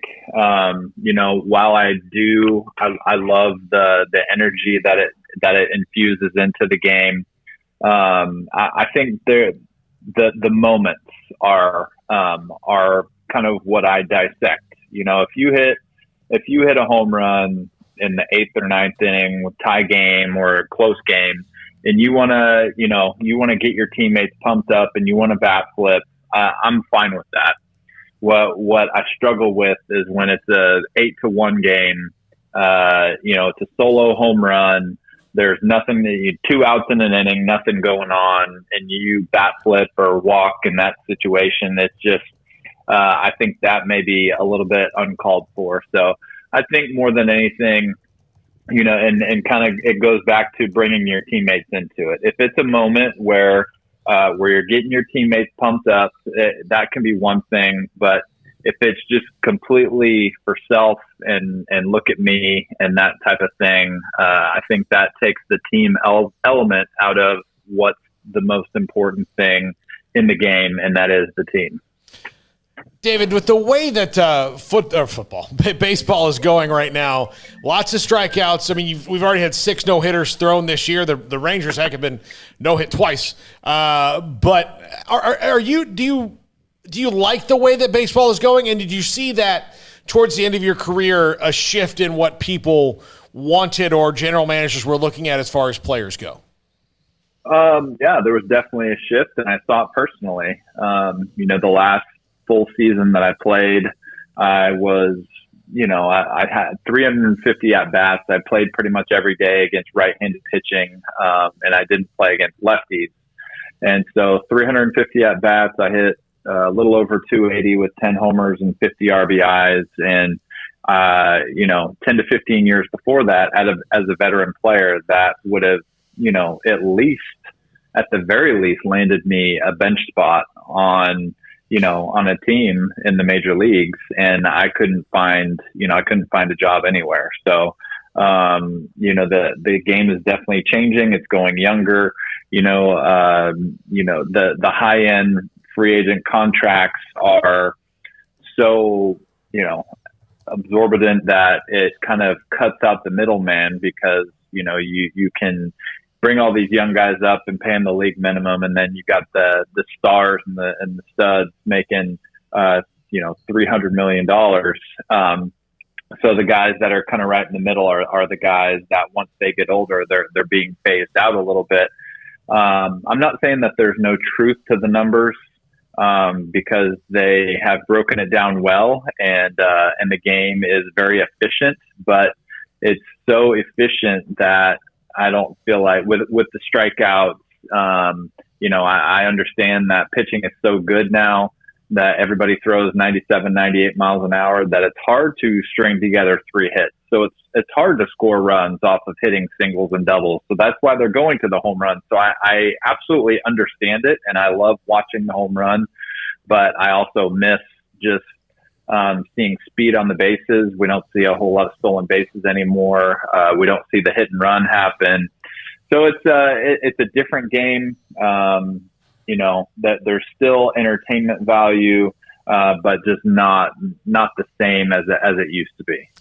David, I don't think anybody would have been surprised if you would have said that at this point in the season, 3 of the top 4 home run hitters in baseball are Acuna, Guerrero Jr., and Ohtani. But I don't know how many people would have had Adolis Garcia as a top 4 home run hitter in baseball right now, hitting close to 300. He's got a ton of juice, had the walk-off on Friday and Sunday, and then the 2 homers on Saturday that helped get the win there. How much juice has he provided, and just what have you made of Adolis Garcia's rise this season? Yeah, well, I mean, first of all, you have to applaud the Rangers altogether for what they've done. There wasn't a lot of expectations on them coming into the season, but they have been an incredibly entertaining team to watch, and a big part of that is because of Garcia. So I think everybody knew that. The funny thing is, people didn't know that he would be, up there in the leaders, the home run leaders, whatever. A lot of people probably wouldn't have bet that he would have been on a major league roster for more than 10 to 15 days in the season just to fill a spot, maybe because of an injury. So, I kind of made the comparison the other day that I watched the Tom Brady interview, and obviously you got to be careful who you compare to Tom Brady, but because he's just, he's head and shoulders just above everybody, just his accomplishments and what he's done. But I was watching an interview with him recently that he said he knew that once he got his shot, he believed in himself, and he wasn't going to let anybody take that job away from him once he finally got that job in the NFL as a starting quarterback. And I feel like it's a similar mindset to Garcia, just has never really had the opportunity. And as an older player, he's taking advantage of every opportunity, both sides of the ball. He's got speed. He's got a cannon for an arm. So the Rangers stumbled on something great here, and I hope it lasts for him because he seems like he is just a great guy, and he is a winning player. As a person who's been inside that Rangers-Astros rivalry, because of realignment and everything, the Rangers don't have, a Red Sox, Yankees, or Cubs, Cardinals type, long-seated 50, 80, 100-year rivalry with someone. And then the fact that they're not even that old, really. But as a player who's been inside that, is that the one that you can say that there's a true, real rivalry between the two teams when you're playing it? I mean, the player, I don't know how much the players are ever going to talk about that. I think from a fan standpoint, if you're in DFW or if you're in Houston, obviously, Waco's close enough to qualify for any of those, but it's fun. It's a little bit more fun when the Astros come here, or when the Rangers go to Houston. They're in the same division now. They are duking it out. I think everything that has surrounded the Astros in the last few years has only intensified things. So, yes, I think there's always just a little bit more of a rivalry whenever there are teams within your own division. And obviously, since the Astros have moved into the American League West, there's bragging rights there for the state of Texas. So they tried to talk it up over the years with the Silver Boot, and I think more than the Silver Boot's fun, but more than anything, who's going to finish on the top in the AL West? I think that's the big talking point there. And obviously, the Astros are super talented. It's kind of been more of a lopsided, a lopsided matchup over the years. Either the Astros are really good or the Rangers are really good. I don't know that they've necessarily been on a level playing field for a while, but it was a fun series over the weekend, and hopefully it's just going to be a fun matchup for years to come. David, what does it say? The Rangers lose 9 of 10. They lose 4 straight to the Astros. And I know in baseball there's 162 games. Everyone's going to win 60. And most everyone's going to lose about 60, and then it's whatever happens the other 42. What does it say that after losing 9 of 10, getting boat raced in 4 consecutive games by the Astros, not every game, that they come back and have the fortitude to win 3 in a row? I think that's big.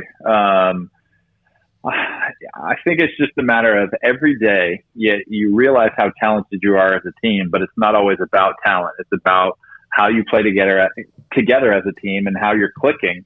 And so I think the good teams are able to discover how to make adjustments a little bit more quickly. So I think maybe you can see a little bit of the Rangers' youth in through that losing streak. And obviously the pitchers were struggling a little bit. They were walking more guys, through the Houston series. In Houston, the 4-game series, I think they went like 3 for 40 with runners in scoring position. So things like that are going to happen over the course of a 162 game baseball season. But you have to love the resiliency, especially after, what we saw last year from the Rangers, because they really struggled to put it together as a whole last year. So, kind of like I said early on, I think this team has given fans so much excitement and so many good things to look forward to. I mean, I would love to see them in the postseason this year. I don't think the expectations are necessarily that high for them, but I think they've shown enough to say, hey, we're not too far away. Do you think that they're in a position that they might be a little aggressive if the right free agent comes along in 2022? I think that could still be a little bit of a stretch because, we're talking, say Trevor Story, who's from Irving, wants to come play shortstop for the Rangers. Would I love to see Trevor Story in a Ranger uniform? Yes. Overall, the pitching staff could still be a little bit young altogether to make a postseason run, or at least a deep postseason run.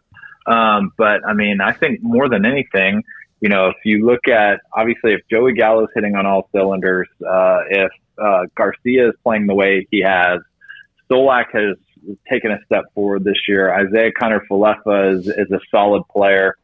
Nate Lowe has been a great acquisition. So I don't know. I'm not going to say no to that question, but I think we'll see what the Rangers front office does, and I think they'll make the right move. Because I mean, what I would always compare it to back in the day was in 2009, we thought we were ready to play in the postseason. Roy Halladay was on the trading block that year, and we didn't really make any trades at the deadline that year. So I think we were frustrated a little bit as players. But then I think we understood the next time around in 2010 that we were more equipped. We were ready to make that postseason run. And then they went out and got Cliff Lee, and the timing was right there. So you're always going to be a fan of winning right now as a player, but sometimes it requires a little bit of patience. David, what have you thought about what Joey Gallo has done so far this year? Are you seeing, consistent improvement in him? Just where do you kind of think he is in his career right now at age 27? I think he's just trying to experiment with some things and put it all together. A lot was made of his patience and the way that he was walking early in the season, and he was lacking in the power department. And then the power came along, and he went, nearly 10 games without a walk. So the walks are going to come. The power is going to come. I don't think he has to look to do any specific one. I think for me, it's more about driving in runs and getting big hits in big situations. If he's called upon to just hit a sacrifice fly and shorten up his swing with a runner on third and one out, late in the game, then so be it. But I think that's what the difference was a few years ago in his all-star season versus the rest of his seasons. Is he wasn't just hitting his solo home runs. He was hitting big 2 and 3 run homers when it mattered, when it counted, off of lefties, off of righties, off of velocity, off of breaking pitches. So he's definitely capable of that. I think so far he has yet to really hit his stride this season, but we all know that this guy is, an out of this world talent when he's playing like he's capable of. I will say this though, I am completely sold on him being a Gold Glove right fielder. He runs things down. He has his arm is not only, the throw in Houston that we saw a few weeks ago left his hand at 97 miles an hour, and it was right on the money in a big situation. So he could be my starting right fielder defensively any day. I think it's just more, he's going to continue to look for the consistency in his at-bats. And when he can do that, especially with Garcia in the lineup and a few other guys now, I think that helps him to where he just doesn't feel like he has to go out and do too much. David, one more question I have about the trading in and out, whether you're bringing somebody on or not. You have been, I'm sure, in a clubhouse that's been in both situations. If you have, let me know for sure. But what is it like, and can it be demoralizing when you're on a team like the Rangers, who perhaps right now are not quite ready to go spend a lot of money, but there seems to be kind of this something that's percolating, not maybe immediately, but it's there. What would it be like to be in the locker room of the clubhouse, and then sometime in mid-July they start to trade Gibson or others because that's what you do to get more pieces? Because it's also a franchise that doesn't seem to be cultivating the younger talent very much. I think it's like I said, as a player, you're always thinking the best of your team. You're always wanting to win right now. So not to say that it wouldn't be a little bit frustrating to morale and that there wouldn't be guys that were upset. But, at the end of the day, sometimes it's what's best for the team. A few years ago, the team was kind of back and forth, and they were a decent team, but they weren't a great team. And they traded Yu Darvish. And I thought it was the right move. A lot of fans were frustrated with it. But it was definitely the right move because he had value, and he was going to, bring back a young player or two. And so the Rangers got Willie Calhoun, who has been pretty solid in their lineup this year. And so I think, take a look at the Cubs in 2016, the Astros in 2017 and beyond. I think championship caliber teams have shown recently that they are built young, whether it's through trades, whether it's through the draft, however it is, you have to have a good young core. And then you add a few little pieces here and there when you're close, whether through trade or free agency. And that's how championship caliber teams have been built recently. So yes, if they are not in a position where they look like they're going to either make the postseason or go deep into the postseason, I think it is the right move to go ahead and make those trades while you have the chance. And so you just have to trust that your front office is always seeing things the way that they should. I mean, I think if, we talk about the analytics, if there's anything, hopefully that the analytics can do well improve, it's that when trades should be made and when they should not be made. And hopefully they're breaking that down to a science. David, we've got Mitch Thompson, who's taken MCC to the JUCO World Series once again in Grand Junction on at 5 o'clock today. You played for him at Baylor. Everyone who's ever played for him seems to have warm memories of Mitch. What are your memories of him, and do you have a good Mitch story you can tell us that we can relay to him later? No, I mean, I don't know if I have a great story off the top of my head, but just more than anything, his tenacity for wanting to win and develop good hitters. He's a guy, I think more than anything, he always encouraged, whether it was me or any of the other guys to always get work in. There's a lot of work that goes in behind the scenes, because obviously through NCAA rules, you're only allowed to do so much work with coaches. So, you're always free to, usually they have a cage or, that's got a combination on it that you can, go after hours. So a lot of times players are hitting by themselves at 9 or 10 o'clock at night or with a small group of guys.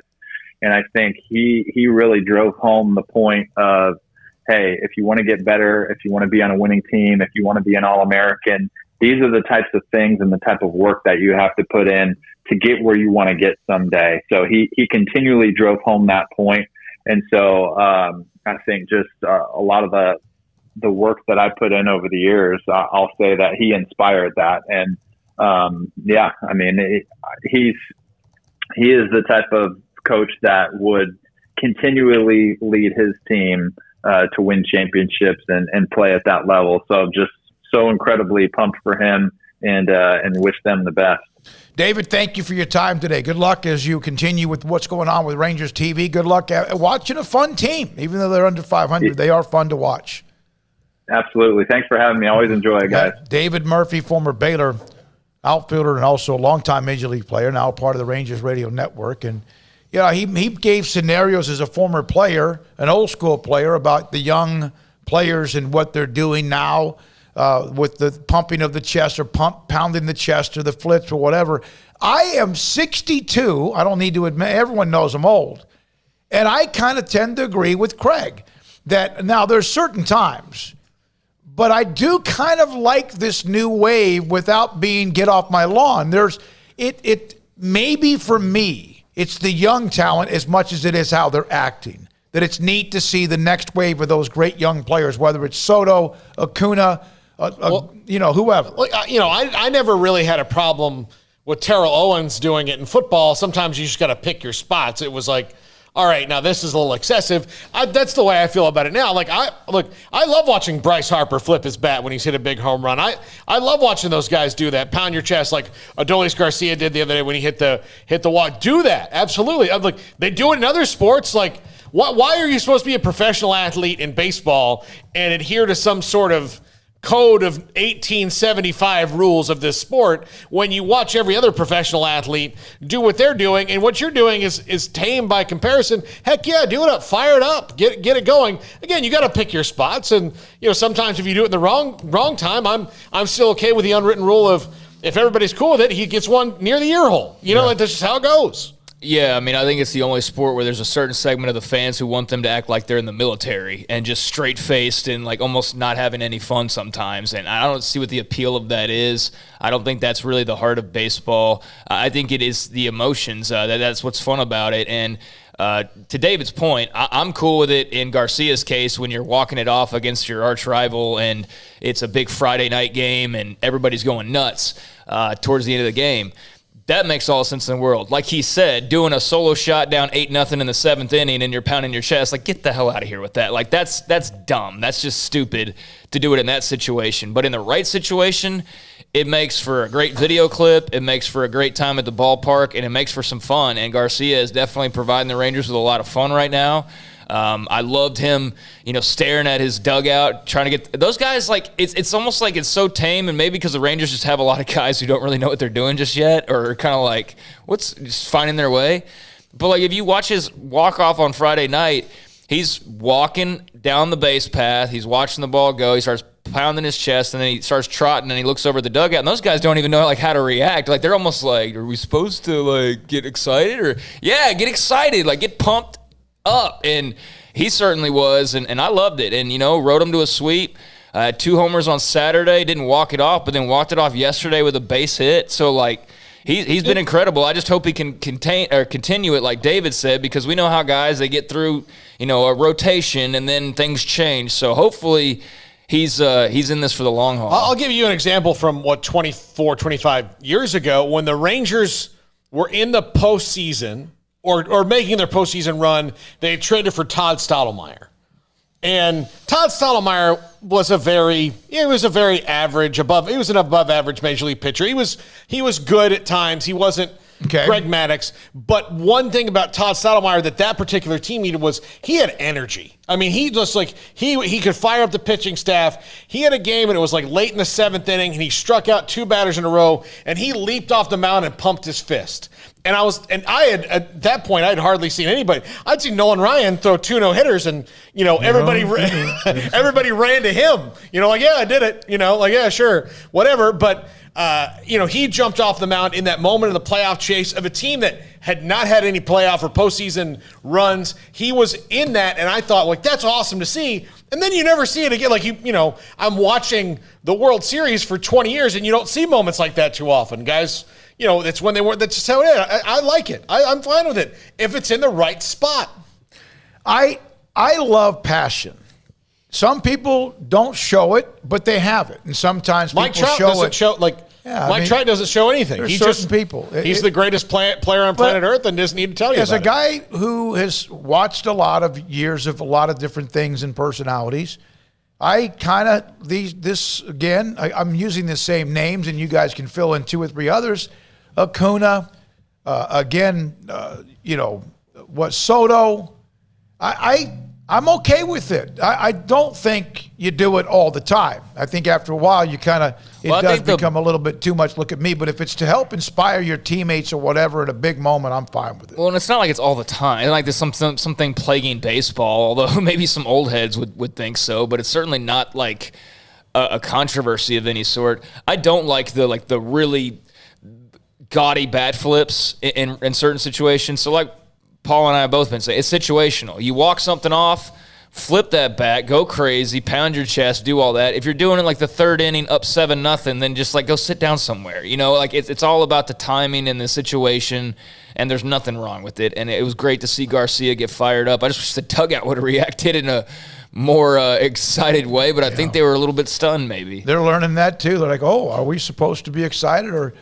Oh, well. All right, 4:27. Mitch Thompson, who Paul brought up, the David Murphy, will join us today at 5 o'clock. I saw a couple of stories. One of them is about the transfer portal and the report by Alex Scarborough, ESPN.com. We'll get into that about it's the Wild Wild West in college football. Also, high school basketball powerhouses have formed their own national league to begin next season. 6 of the biggest high school powerhouses in the country are going to form their own league. Now, in soccer across the ocean, they tried to do this, and it was met with hell no. Well, that's also, you're comparing a professional historical organization to high school basketball. I know. But a high school basketball power league, this is a trend. It is. It's going to happen in football. Watch. It's starting to happen in football. The soccer Super League would have totally worked if it had just been we're going to do this once every couple of years. Yeah, like a World Cup. And we'll do it okay, if the World Cup is in, was it 2022, Jack? Is that the next one? 2022? Then in 2024, we're going to do this one. Or 20, every 2 years? How many? Every 4 years. But I'm talking about between World Cups. So if they're doing it between World Cups, then I think most people would have been all right with it. Yeah. It would have been, but as opposed to, we're going to yank you out of the league that you're in right now. We're going to change everything about what you're doing. We're going to change this whole structure, and we're not going to ask you one word about it. And that's also what happens when, American owners just think oh, hey, we saw this marketing report. I've never talked to a British person in the stadium that I own. Let's get back to the story of the high school basketball powerhouses and wide open wild, wild west, and what some coaches at various levels are saying is happening with the college football transfer portal, which is well above 2,000 or has been if you talk about when they started. 254-339-1122, SicEm365 Radio. Riverbend Liquor and Wine, Lakeshore Drive at North 19th Street here in Waco. It's a hidden gem. Look, if you are we're going to have, things are opening up again. You're going to have parties. You're going to have Memorial Day going on. If you want a great selection of craft beer to bring to a Memorial Day barbecue this weekend, you know what? Walk right in to Riverbend Liquor and Wine. Walk into that big walk-in fridge, and you can have all the variety you want. Believe me, it's rotated out. They've got probably some summer stuff coming in now that spring is wrapping up. Look, if you want great spirits to take there, they've got that. They have their single barrel release Balcones right now that you can only get at Riverbend Liquor and Wine. That barrel that they aged and all that is only available at Riverbend Liquor and Wine. I picked up my bottle the other day. It's fantastic. And, if you're a big whiskey fan and the single barrels, unique ways they do things, if you're into that, believe me, they've got a great one there at Riverbend Liquor and Wine. And a great selection of wines. Convenient drive-through window that's super fast, and customer service like you would not believe. They know that store backwards and forwards. I believe that Steve, just quizzes them on a daily basis. Riverbend Liquor and Wine. Find out more on Facebook and Instagram. A hidden gem, Lakeshore Drive at North 19th Street here in Waco. Boozers is the wedding ring store and more. If you're ready to get engaged or already married and want to upgrade your wife's ring for a special anniversary, Boozers is the place to go. With the largest selection of premier quality diamond engagement rings and wedding rings in Central Texas. They have 7 cases with over 300 styles of rings from top designers like Natalie Kay. Choose from yellow, white, or rose gold, plus beautiful top quality loose diamonds. With an in-house jewelry, they can also custom make anything you want. Bring in a picture or drawing and let Boozers create your one-of-a-kind pendant or ring. They can even use some of your old gold and diamond jewelry to create something new. At Boozers, you'll find a great selection of quality timepieces, and Boozers is the place for expert watch maintenance and repairs, too. They specialize in expert Rolex watch repair for fine jewelry, watches, custom work, and more. Go to Boozers on Valley Mills and Lake Air Drive in Waco.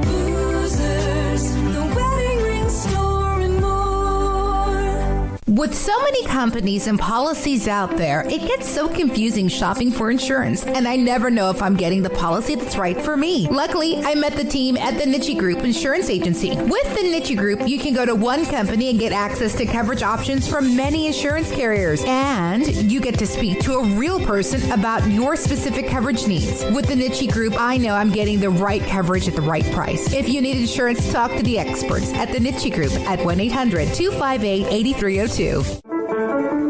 One size fits all. That may be all right for an adjustable belt or cheap sunglasses, but when it comes to your financial needs, no one wants a one-size-fits-all strategy. Cam Heathcott, your Edward Jones financial advisor, knows that his most important goals are yours. That's why he takes the time to understand your needs, knowing you. That's how Edward Jones makes sense of investing. Cam Heathcott, covering Conroe and Houston, 936-756-7717 or cam.heathcott@edwardjones.com. Edward Jones, member SIPC.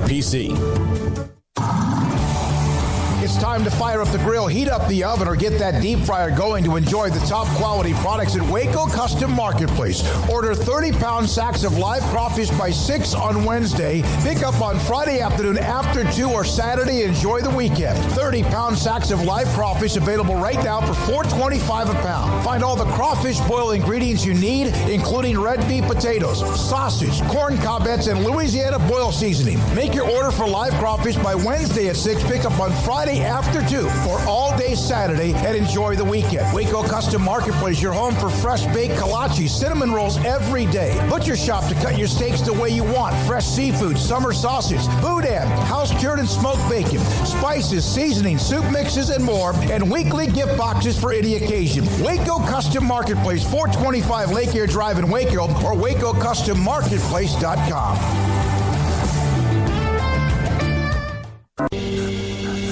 Alan Samuels is celebrating Jeep Freedom Days. It's an exciting time for a new Jeep Grand Cherokee Laredo with up to $3,750 in values or 0% for 72 months. The new Jeep Cherokee Laredo is built tough, and with the Jeep Freedom Days going on now, it's a great time for a new Jeep SUV. Alan Samuels, the award-winning customer service Central Texas dealer. The best place to get your next SUV. Located at 201 West Loop 340, Alan Samuels is your friend in the car business. Come by, let's be friends.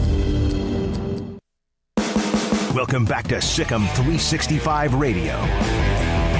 The Sic'em365 Radio app is sponsored by Alan Samuels Dodge Chrysler Jeep Ram Fiat in Waco. Your friend in the car business at Loop 340 and east of 84. Come by. Let's be friends. Quick Cowboys note, Dak Prescott today. Cowboys began their OTAs inside the Ford Center. Dak Prescott had a helmet on through passes. First time since October the 11th when he fractured his ankle. So that's part of today. And then there's also this drama involving Julio Jones, Falcons wide receiver. There's been word that they've been trying to either find a place for him or whatever. These are the things that just go right above my head. But because, of course, he has a Cowboys jersey on, it becomes even 10 times, 100 times more of a story if it would have been maybe a Cardinals jersey or a Vikings jersey. Not that it wouldn't have been a story, because Julio Jones is among the best wide receivers in pro football. Yeah, I think this whole thing, I think Julio knows. I think he knows what he's doing. Well, I mean, nobody knows what we're talking about, I don't think. Sorry. So Undisputed was on today, and Shannon Sharp and Skip Bayless are on TV, and Shannon Sharp gets a phone call from Julio Jones because Shannon had contacted him. Julio calls him back while they're on air, and he answers it on air. And so the whole thing that everybody's talking about is the fact that, he was just on air, and did he know that he was on air? Because it's not like they passed it to a producer. He called in on their main line, and then, here's our guest, Julio. No, it's like he called Shannon Sharp back, and then he holds up the phone. So the questions are, if he's, aware that he's on air, and if he is and he's just still saying what he's saying, then it just goes to show you how much he wants out. But the whole thing with Dallas had to do with, because he's only on the phone. The whole thing with Dallas had to do with Julio saying he's out of Atlanta. He's out of there, was his exact quote.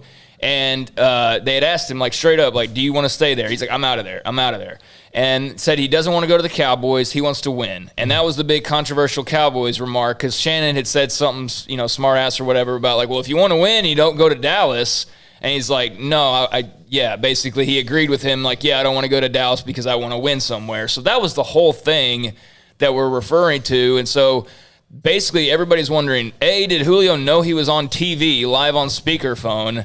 And then obviously Cowboys fans, where would he play anyways? They don't have room for a receiver, so it doesn't even matter.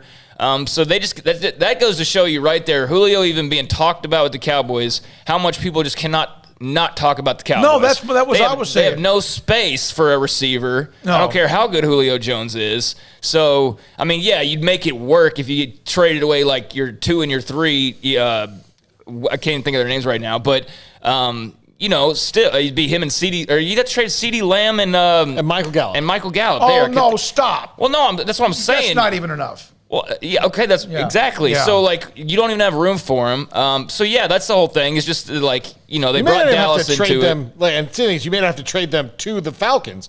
You'd have to trade them just so he'd have a spot. Right, exactly. And he worked it, and then you'd have to, make draft picks and all this stuff. Yeah. And He knew what he was doing, in my opinion. Well, I'm sure he did. Because by I'm sure he bringing the did. Cowboys into the mix, it then becomes 100 times more powerful. I don't think Julio's thinking about the Cowboys. No, I think that was, I don't either. Shannon. But by just bringing up the Cowboys, well, he got photographed wearing a Cowboys sweatshirt when he was working out with some guys from the Cowboys. So people are like, oh, look, All right, so if you're a Falcons teammate, if you're Matt Ryan, if you're the president, if you're the player, you're a coach.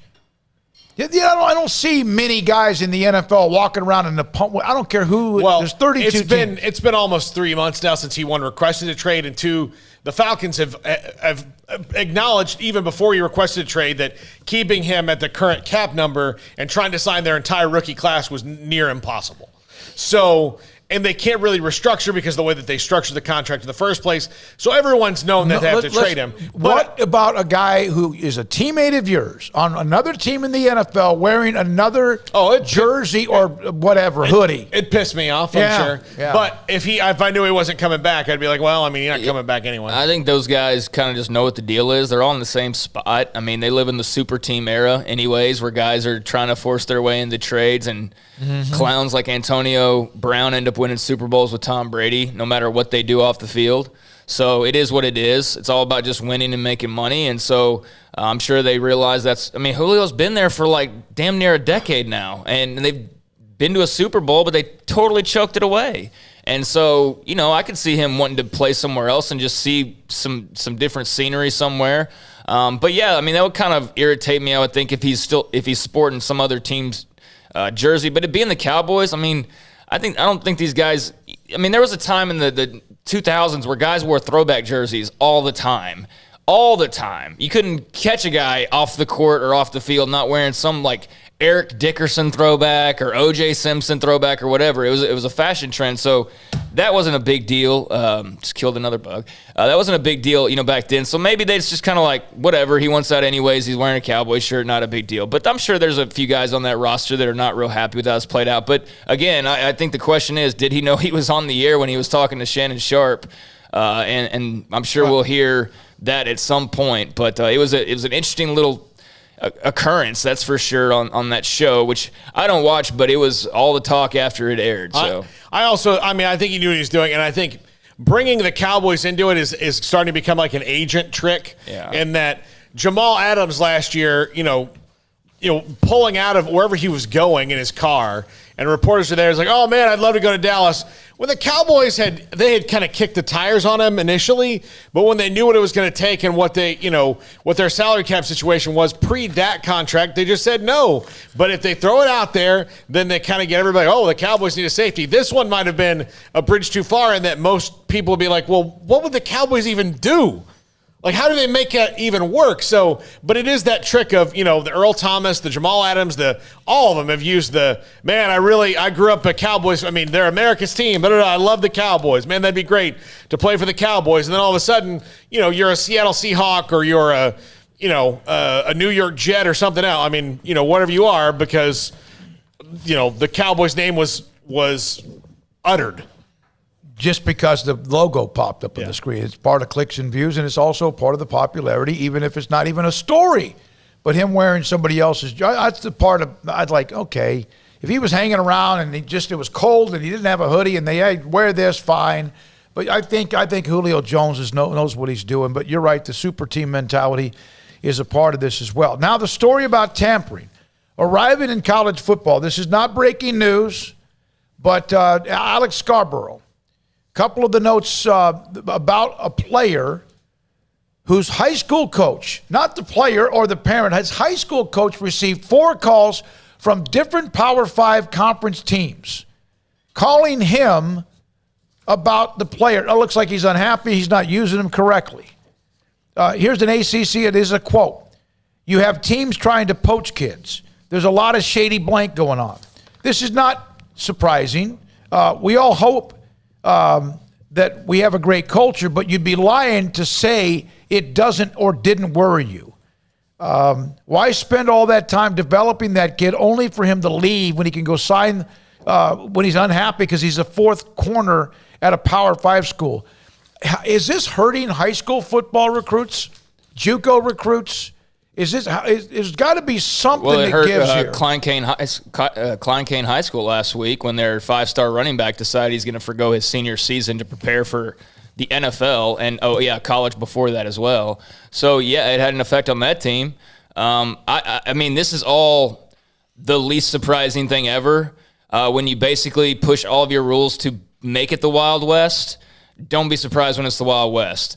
Players, you get to transfer whenever you want to. This year only, right? You get your one-time transfer rule, and we know that they've been very whatever about just granting transfers anyways. That's a whole like guessing game in and of itself. There's the name, image, likeness piece to it as well. I mean, basically they're trying to make up for lost time when it comes to giving back to athletes for what they bring to schools. But I think they've tried to correct so much so quickly and all at the same time that just things are being passed and there's no regard for how these things are actually going to be policed or dealt with. It's like, yeah, let's just let everybody transfer one time. Well, are we going to address like tampering and all the things that are obviously going to happen when we do that? No, we'll just see how it goes. Right? I mean, that's basically what they're doing. There wasn't like there was some new legislation in regards to tampering and punishments like that followed this. It was just like, hey, athletes now can do this. And coaches, you just figure it out. And we knew this was going to happen. College coaches are so dirty. And I'm not talking about like anybody individually, just in general. College sports are dirty. And so you mean to tell me when guys can suddenly enter the transfer portal whenever they want to, and in a year when they can go wherever they want to, they could go from Texas to Oklahoma if they want to and never sit it down. Right now they can do that. I think that sucks, man. I think that sucks for college football. I don't want to see a guy going from OU to Texas halfway into his career, but that's what they've done. And so, coaches are being coaches, and they're trying to get the best talent no matter what, and they're bending rules, and they're doing whatever they can. And so this is all, again, the least surprising thing ever. And college football, I'm sure, will be quick to react, and we'll hear something, 2 years from now when it's already, long been a problem. But this is all just, it's not surprising. All right, it's not, and it's going to get worse. And the transfer portal will have 200 or 300 new names in it before the end of the semester, which for some is already over, or sometime during the summer. I'll get to the high school powerhouses and what does that mean? Is that something? I want to also get into Kurt Miller. We've heard that name. I'd never heard of him. He's the head coach of the Connecticut Sun. He was one that had Nikki Collin on his staff. He made a comment during a game last night, and I guess it was in the last night or two, and he referred to a woman's size. He had to release a statement and apologize. He's now been fined and suspended a game because he brought up something about a player's size. 254-339-1122, SicEm365 Radio. IdealMRI.com is where you can find evidence of why something hurts so much inside of your body, whether it's your leg, your shoulder, your back, or possibly inside of your leg, closer to what happened, maybe a knee injury. Maybe it's a ligament. Maybe it's a muscle somewhere in your body that just hurts more than normal, where you maybe a couple, 2 or 3 Advil that doesn't really help anymore, or Aleve, or whatever you might take. It may be to the point where you don't sleep well. You can't function much. IdealMRI.com has a state-of-the-art technology machine.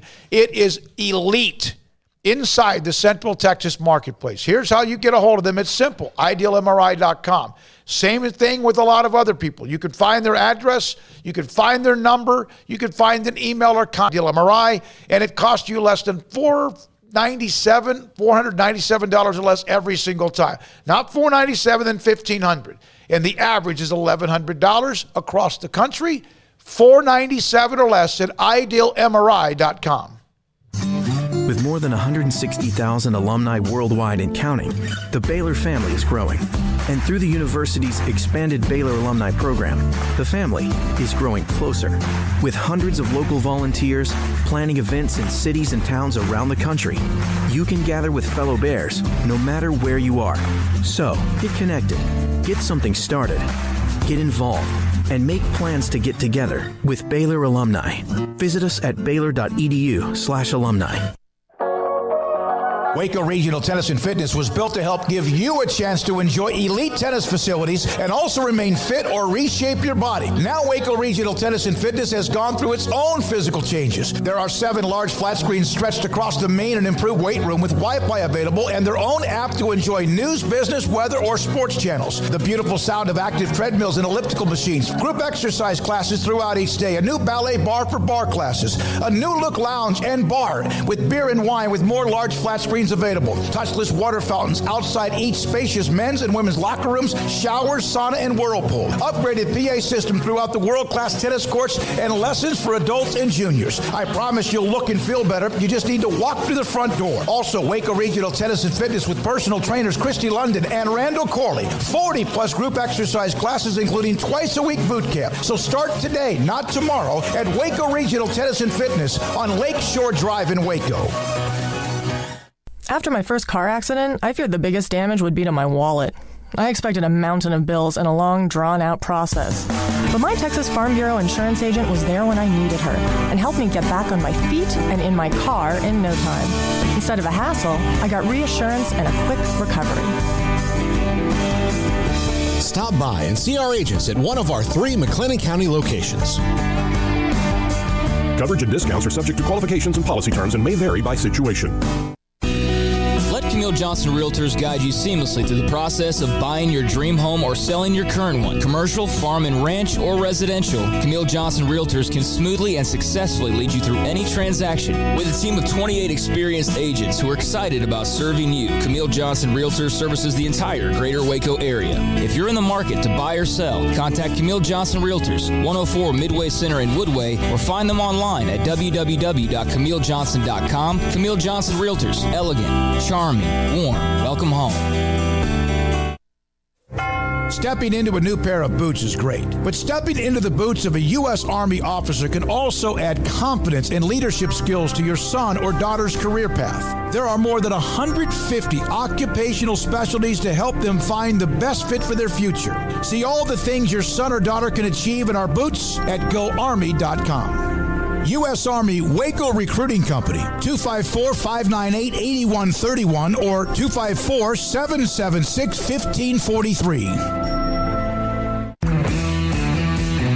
At Marco's Pizza, get craveable pizza made the Italian way with dough made from scratch, an original sauce recipe, 3 fresh signature cheeses, and premium toppings you love, served hot and safe. Right now, you can get unlimited medium one-topping pizzas for just $6.99 each. Why stop at just one? Order with your app or at marcos.com for curbside, carryout, or delivery today. Marco's, pizza lovers get it.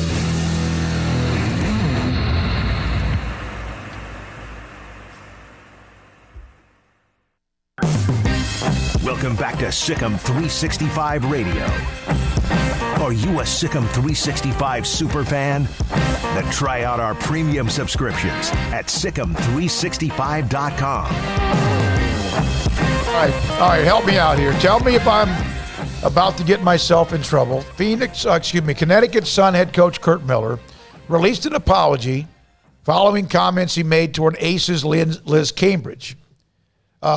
He released a statement because during the game on Sunday night, the Connecticut Sun, Dejanay Carrington, part of that team, and the Aces, he released an apology because Cambridge posted videos on Instagram that she was frustrated with what he referred to her as. He said to an official, "Come on, she's 300 pounds. I'm going to need you to get it right, baby, because I'm 6'8". So do you want me to break this down? Yeah, you're kind of jumping all over the place here. All right, go ahead. All right, so the game's going on, and Cambridge tells the referee, "Come on, she's 300 pounds," as he's arguing a call that she was involved with. Then she, I guess, catches wind of the 300 pounds comment, and that's the whole thing. It's just that he referred to her as being 300 pounds. So now he's a body shamer, he's anti-woman, like all this kind of jazz. And she went on this long rant that's just so social media sassy, just whatever. Well, I totally rolled my eyes at her response because they're blowing this up to be something that it's not. It was a harmless comment.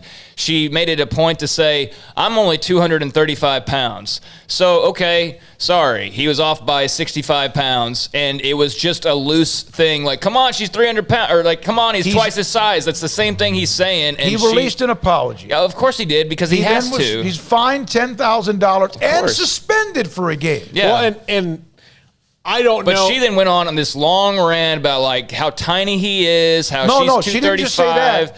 He's a little man. He's this and that. So I will never let a man disrespect me ever, ever, ever, especially a little white one. Really? Yeah. Well, that's kind of the world we're in now. So, her comments were far more extreme than anything that he said, but she's going to be like the big TikTok hero for her little sassy video. Like, I rolled my eyes so hard at this story and at her response. It's just ridiculous. She is, and it's all like Kurt Miller, he could have made this comment about anybody that's her size. I mean, by the way, it probably would have gone nowhere, but he kind of landed on the wrong person because she is prolifically using social media to complain about things. Right. She's Australian, and she's mad about the photo that was released of the Australian national team that apparently she wasn't in because she wasn't in Australia when they took it. But she said it was whitewashing and that why would I play for a country that doesn't want to represent me? And Andrew Bogut, who used to play in the NBA, is from Australia, was like, hey, I don't think that's really what's going on here, and then said, look, maybe it's because the photo was sponsored by Jockey, a brand that you're not sponsored by. This isn't good for the Olympic team to just start bringing this up now when if you start counting skin colors in a picture, then that's kind of a dangerous precedent because what's the number? I mean, it's the Olympic team. You're on the Olympic team because you're the best of the best, and they're not supposed to do those things. But if you're starting to put quotas on the Olympic team, then you might not wind up being the best of the best. That's how it goes. And what about nations that don't have minorities? Like, is Sweden racist in the Olympics because they're not going to have? I mean, come on. I mean, just like all these things and she got into a Twitter tiff with him or whatever, and so that's what she does. Is gets into Twitter beef. She loves the attention. She loves like. Here are the people like I'm not calling her loudmouth, but I'm saying the people that have like a lot of opinions and stuff. The ones that bother me, like if you have big opinions that you feel strongly about, like by all means, please share those. But the ones that like seem to get the thrill out of having the you know what I'm saying? Like that have to make comments just to get like that reaction or like basically she's making this all about her, how she's just got such a big attitude and people are coming at her and this and that. And she seems to get some weird joy out of thinking that people are like after her. Does that make sense? Yeah. And nobody cares about you. I mean, except for Andrew Bogut and like a few random WNBA fans. I mean, there less than 1,200 people even responded to this story. So maybe, maybe she's got, the next big thing as far as WNBA stars go. She's like the big I don't know. I don't follow it. I'll never probably hear about her again unless she gets into another tiff. But I think this was entirely overblown on her part. I agree. But then seeing more of her comments, it's not surprising. She seems to blow everything out of proportion. It bothers me because he's getting suspended. Well, of course. And he has to get fined. But LeBron can sit there and threaten the life of a cop and nothing. That's like, what does that have nothing to do with it? I'm really talking about it. Why not? Because it's two entirely different things. LeBron didn't threaten the life of a cop. I mean, I know what he said. He didn't say, like, go kill this guy. Like, I mean, saying you're threatening someone's life, I loosely, okay, I can see how you can make that connection. If LeBron can be loose, damn it, I can too. Okay, then go for it. But don't be surprised when the reaction's different. Why can't I take what LeBron said? Maybe he wanted to take you're next. No, he could. That could have been interpreted that way. Just like if she can do it, I can do it. Like I just said, you can loosely connect that. I don't think that's really what he was saying, but I'm saying I see how you could make that loose connection. Yes, I just said that. And yeah, basically say what you want to say. There's a double standard, and there is. And that's where we are right now, that certain people can say certain things, but certain people can't. I'm not like in grand conspiracy land, but let's face it, media-wise, the media is playing a certain side big time right now, and they're playing this card over and over and over again. And so, yes, Cambridge can say whatever she wants with no repercussions. She can call him a tiny little white man. She can call him whatever, and he just makes a loose comment about her weight, and he's suspended and fined and whatever. It's ridiculous. I agree. It's ridiculous, but it's the world we're living in, and I'm not saying I agree with it, but I'm just saying that is the world we're living in. And it does need to be called out sometimes, and that's why I'm glad Andrew Bogut called her out on her BS, because that's all it was total BS. She's the one that brought race into it. She's the one that brought personal attacks into it. And she's obviously a very angry person based on the very little that I've read about her in the last 5 minutes. She's all talk, basically. Yeah. So I agree with you. I mean, we're in a really weird, unbalanced time right now, and there did need to be like a time where maybe certain groups did need to be like, hey, listen a little bit more. But this whole double standard that we're in right now, where it does seem like some people like LeBron James can say whatever he wants to, and Aaron Rodgers says like one word wrong, and it's like, fire him from the NFL. Yeah. I think it's ridiculous. And you know whose fault it is? It's the media's fault. It's the media's fault, and because they've created this monster. Yeah. And it's all the same. It's the same. And that's why with social media, I am very careful about where, I consider opinions and things like that, because I know what people are doing. One of the things she then says after complaining about the fact he said 300 pounds, which was just in jest. I'm weighing 235 pounds. I'm really proud of being a big blank, a big buddy, a big Benz baby. And then said, I like being a big blank. It's stupid. And I'm out here talking my ass with my big A mouth, being a big old B, making change, baby. I mean, does this girl not seem totally full of herself? I mean, exactly. And we've given her more attention than any radio station in America probably has. I doubt it. And probably a handful of others. Okay, in Connecticut radio, they're talking about this. Nobody else cares about Cambridge in these comments because they were harmless. And her comments made this a story, so, whatever. All right, when we come back, Mitch Thompson, MCC, headed to the Junior College World Series. He's next, SicEm365 Radio. From the first workout to the last practice, sports is an incredible and rewarding challenge. Hi, this is Dan Ingham with the First National Bank of Central Texas, and we're proud to support each athlete, every parent, and our educators. From families, small businesses, to the biggest industry, we're here to help. With remarkable products like our free First mobile app, we've got banking ideas that fuel big dreams. That's the First National Bank of Central Texas. Familiar faces making local decisions. Member FDIC, Equal Housing Lender.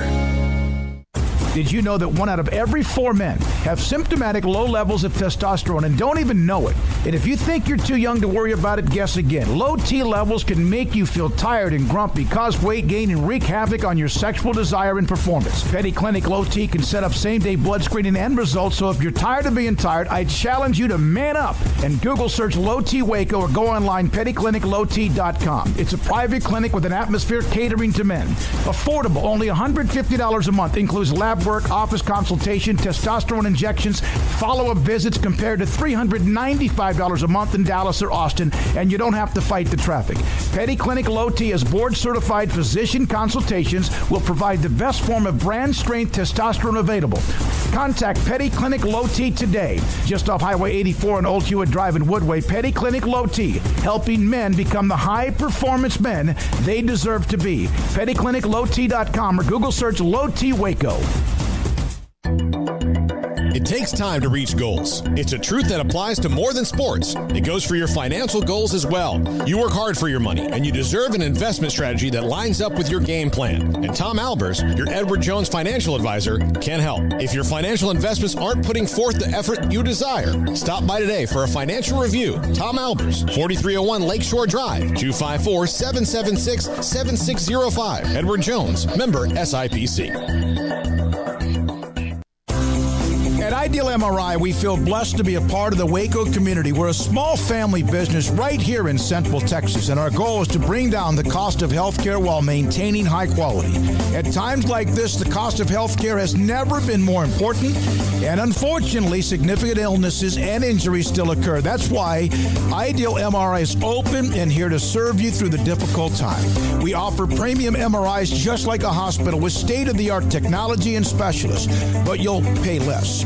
Sometimes thousands of dollars less, whether you're using insurance or not. At Ideal MRI, we accept most insurance and there are no hidden costs, even offering financing if that's needed. Everything included in the price, and you'll not get something as a surprise in the mail later on. If you need an MRI, ask your doctor about Ideal MRI. They'll know. You can schedule an appointment safely from home online in minutes at idealmri.com or give us a call, 833-IDEAL-MRI, idealmri.com.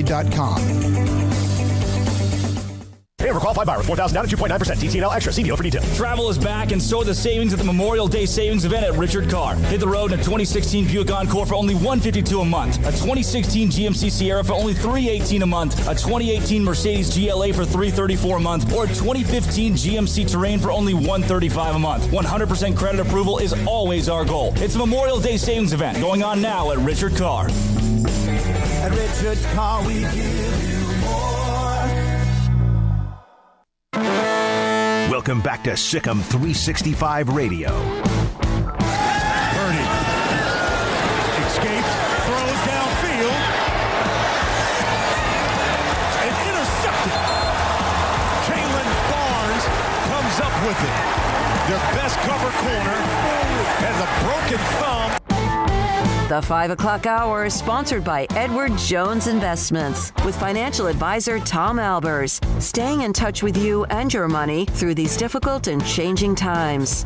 Edward Jones, making sense of investing. Now here's David Smoak, Paul Catalina, and Craig Smoak. One of the under the radar, off the radar segments with Craig last week was talking about unwritten rules in baseball.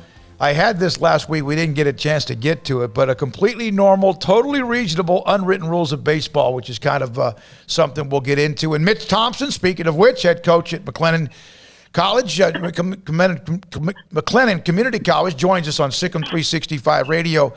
Man, you just kind of like that place out in Colorado, huh? Oh man, Colorado's great. Let's go up there every year. That's the idea. Have you ever had a team that was this red hot enter the tournament the way they are?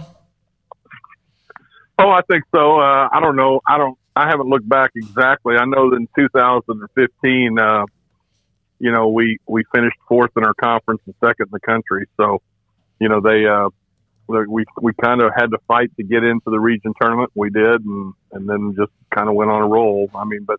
This winning streak's pretty hot, and we're obviously playing well, so we want to continue that way of thinking and that way of playing. What do you personally, as a coach, from the times you've been out there, bank on how you have to? Because these kids haven't been there. It's not like you have 4-year guys or 5-year guys. This is their first time. What do you bank from the last time you went there that you relay to the team as they make their first trip?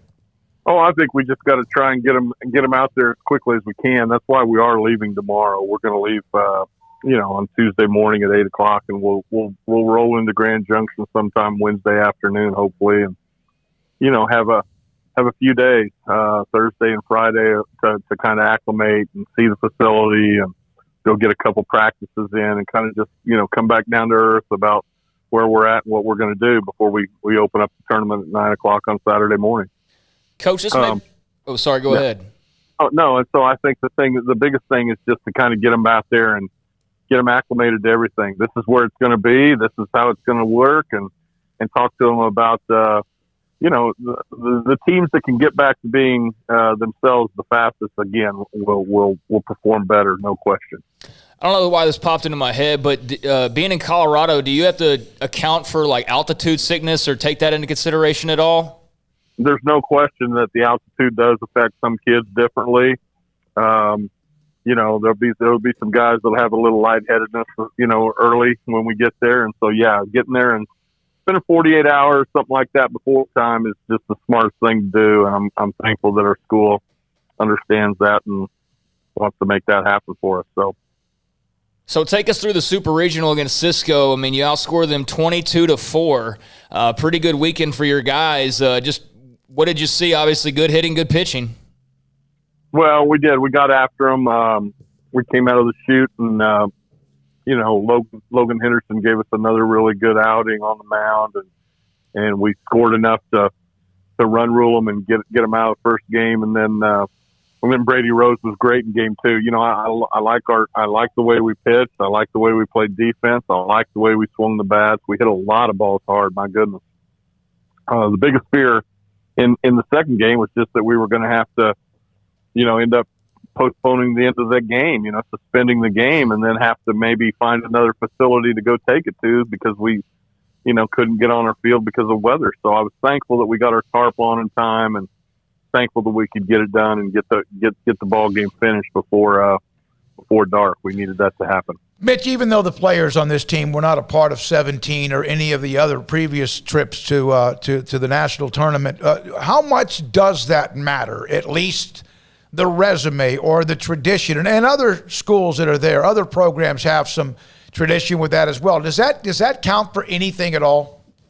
Oh, I don't think there's any question. I think that when as you go year to year, whatever, it becomes just part of the thought process. Yeah, we're going to Grand Junction. Well, yeah, duh, type thing. This is what we do at this time of year, is to compete for the right to do that. And so, while it is special, there's no question, but I don't think that our guys are overwhelmed by it. I don't think that our guys are like, oh my gosh, now we're going to Grand Junction and we're going to have to play so much better than what we've played.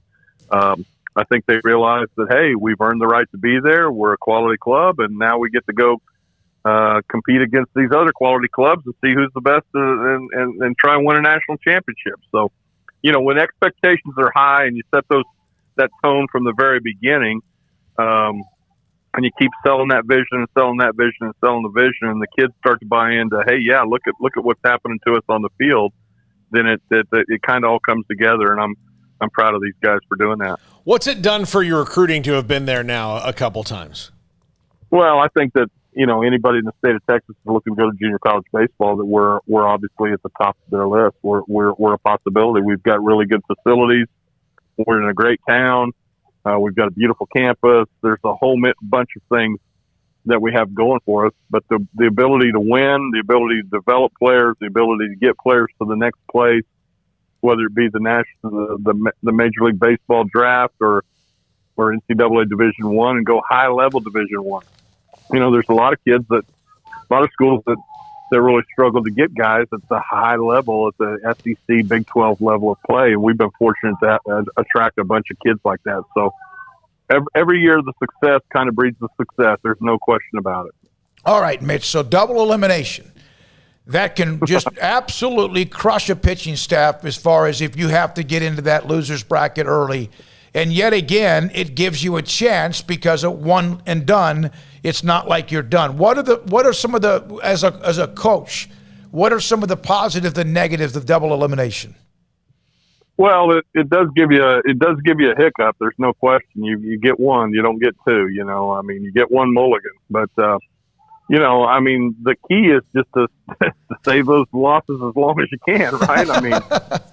You go through your pitching staff and hopefully, and I love where we're at in the bracket. They put us at the top of the bracket. We're the number 4 seed, and we're playing the 7th seed Florence Darlington Tech program. And, we played them in 2017. I got great respect for their program and what they do. But if we're fortunate enough to win that first game on Saturday, we'll get a day off before we play again on Monday, which would be fantastic. That helps your bullpen rebound. It just replenishes your bullpen immediately. And so then you go with another starting pitcher. And if we can be fortunate enough to win that game, we get another day off. So here we go again. And now you're into day 4 or 5 of the tournament, and your bullpen's in pretty good shape, and you're working on getting your first starting pitcher coming back here pretty soon. And all of a sudden it starts to look, wow, this is doable. Now there's, 5 or 6 teams left, and here we go. So, the first 2 ball games will be key, no question. But, we're 5 or 6 games away from winning a national championship. So we're just going to try and check them off one at a time and keep making that move. Mitch, is it easier for the guy, because sometimes you wind up playing games at 10:30 local time out there, but it's easier for the kids. Do you get a little, it's past my bedtime here, let's go?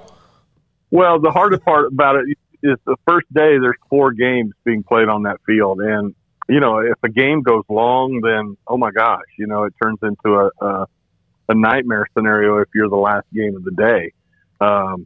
Or 2 games go long, all of a sudden, you have a rain delay mixed in there or something. It can turn it into a bad situation. So I'm excited that we're the 9 a.m. game. It'll be 9 a.m. Colorado time. It'll be 10 a.m. our time. We played at 10 a.m. here last week. We get them up in the mornings to do work, throughout the year. So I'm not worried about us being ready to go early in the morning. And I'm excited that we know that our game will go off on time. And then hopefully if we can win that first one, then we can sit back and watch the rest of them battle it out for for a day or so and then get ready to go do it again. What is your most important unwritten rule of baseball? I don't know. I think anything for me that when you say, for me, any rule of baseball is respect your opponent. Respect the game. And what I'm saying about that is you better stay humble. You better not be pounding your chest too bad. The game will humble you really fast. And, there's some of that now. I think that leads to some of the fights that you see. It leads to the hard feelings that you see. Anytime, the opponent feels like he's being disrespected, it's a bad deal. So, we try and tell our guys, hey, keep your mouth shut. You talk to our players. We don't talk crap to the other guys. Just talk to our guys, play the game on the field, win the game on the field, and then walk off like you knew you were prepared to win. That's for me probably one of the biggest things. I don't know if it's an unwritten rule or not, but that's what I would say. Let's respect the game and respect the opponent, and know that if you get too far in front of yourself, you're fixing to get humbled. Hey, go ahead. Yeah, Mitch, we had David Murphy on earlier and asked him about you, and he talked about how you really helped him become a better hitter when he was there. Do you have a good David Murphy story about when you recruited him, or watching him grow into the major league player that he became? Yeah, I'd be glad to. Murph, when we did recruit him, I remember we were on him hard, and I saw him play a bunch, and he knew we seen him play a bunch, and when he committed to me, I remember calling Coach Smith and go, "We just got the best left-handed hitter in the state of Texas." And if he probably wasn't considered that by the rankings or something like that, the 5-star ranking or whatever you might talk about, or whoever was ranking players at that time, they may not have had him as the best one, but I thought he was the best one. And I was really excited to get his commitment, and we beat all the big boys for him. And Murph, I'll never forget it. When we did recruit him, we brought him in on an official visit, and we were playing the University of Texas in football. And back in those days, that probably wasn't real smart to bring a kid on an official visit. And I was sitting by his dad there at the football game, and it was 48-0. Texas at halftime, I think, was the score. I mean, it was brutal, right? And I looked over and I said, the good news is I'm not asking David to wear a gold helmet. And he said, boy. But and it's been fun to see, Baylor football and all the sports just continue to do great, and to do good things here in the last 5, 10, 15 years, whatever. But back in that time, it was a tough period in Baylor football, and for David to believe in us, to come play for us, and then to develop, fight through a double, breaking his hamate bone as a sophomore and becoming a first-round draft pick as a junior was really fun. Well, he said, for what it's worth, Coach, that he didn't have a story off the top of his head, but that what he did remember was you always talking about get your work in, because you only had the limited amount of time and getting guys in cages. And so that was a takeaway that he had of you, was you always just kind of harping on getting your work in while you had the opportunity to do so. So just sharing that with you. That's always fun to hear. It's always fun to hear that they remember what you were telling them. And it's one of those things that makes you feel good as a coach, is when you see those guys have such great success and such great careers and become such great men.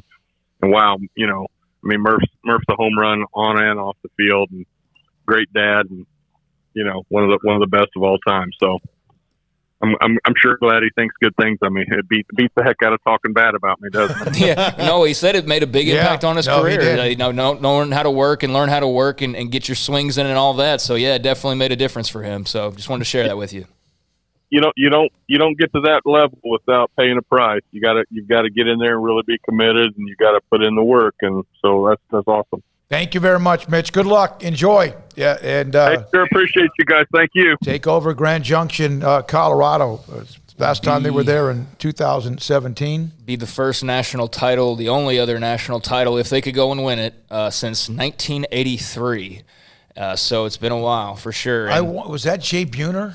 Well, and they claimed it after the fact too, I do believe. If I read that at one point correctly, that they I want to say after the fact they claimed that, or unless I'm thinking of a completely different story. But yeah, that is what they mark as their national title in baseball. Graduated from high school in 82, played baseball at McLennan Community College. Freshman year in 83, they made their 4th consecutive trip to the World Series and won their only national title. Yep, that wouldn't be a surprise. All right, completely normal, total, reasonable, unwritten rules. If a team is down by a lot of runs, they should stop trying to win. The other team should stop trying to score, and the fans should fall asleep, deep, awful sleep. That's how the game is supposed to be enjoyed, not all. I'll translate this. So the unwritten rule is that if you're down by a lot, just give up and let it go. If you're up by a lot, stop trying to score. Yeah. And that started more beanball wars and spikes up, that rule right there, than maybe anything. I was at a Rays Royals game in 2003 in Tampa, and it was a blowout. And at the end of the game, Aaron Guile from the Royals went spikes up on the last out of the game that ended in a double play. So we said, you know what, let's go back the next night because the tickets at the Rays were dirt cheap. And so we went back. Aaron Guile gets up. He's the second hitter of the game. In his ear hole, and the bench is clear, and those guys had been for 24 hours waiting to fight. And he knew it was coming. That was because of what was going on, yeah. And I need to clarify.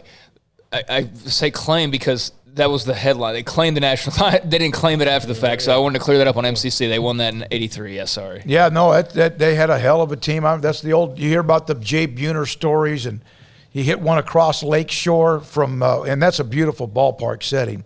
If you hit a home run, don't you dare look at it. Look straight ahead while you jog around the bases at a not so fast or not too fast, not too slow pace. Suppress all joy. You should be ashamed of being good at the sport you're playing. Fans hate home runs. These are just, this is the tone of guys breaking that one for sure, including Garcia on Friday night. Number 8, don't do anything new. Does that make sense? If you figure out a new novel way to score or win or whatever, you're just making everyone who used to play the game they never felt, or they thought to do so felt bad. I don't know. This is, okay, I'll translate again. The shift. Everybody hates the shift. Yeah, okay. Because, back in 1984, nobody did the shift. Like, how come no one thought of it? Yeah, I mean, that's just what it is. It's like, well, look, this guy only hits the ball to this side of the field, so let's put the third baseman over there and have the shortstop. If he hits it over there, good for him. What I've always thought about the shift is, as much as I hate it more because it just exposes a hitter's unwillingness to try something different. Some of my favorite moments are when a big lumbering left-handed hitter gets up and they run the shift on him and says, you know what, to hell with you, I'm going to drop down a bunt that you're not going to be able to get to because you're all the way over here, and now I'm on base. So don't run the shift on me. Some of the unwritten rules, though, and again, the bat flip, staring at a home run for too long, spikes up, you mentioned that, stealing signs if you're on second base. That's a no-no. What are some other ones? Swinging 3-0 in a blowout. Swinging 3-0, that's the one that got all this kind of started with La Russa, and especially when you're up against a blowout against a position player who's pitching.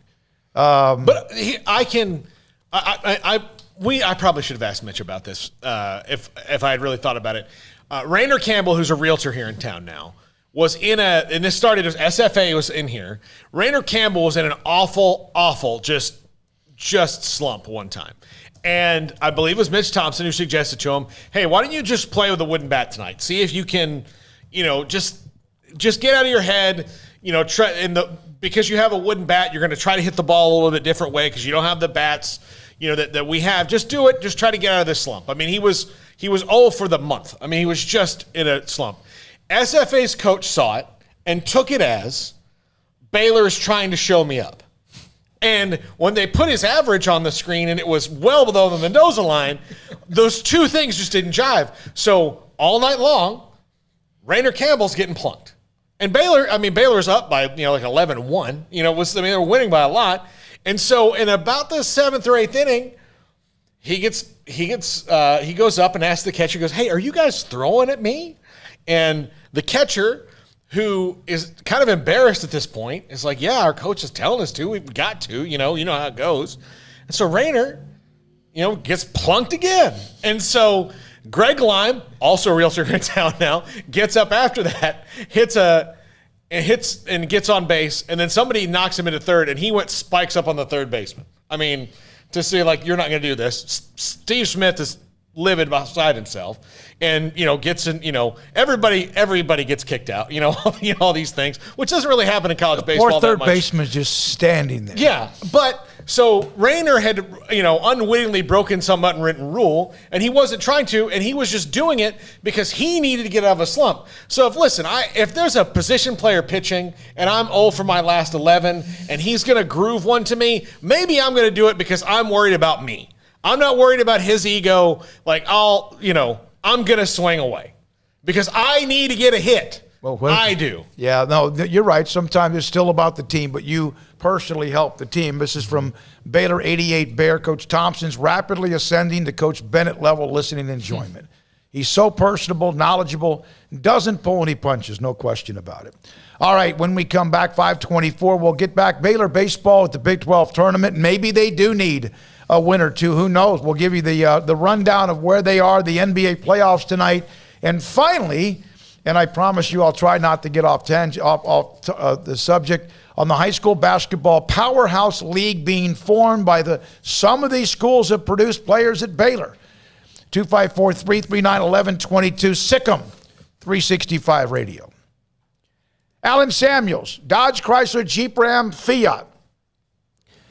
Certified by J.D. Power, again, as the winner of Customer First Award for Excellent. Also, back-to-back-to-back Motor Trend Truck of the Year, that's the Ram. That's the three-peat, back-to-back-to-back.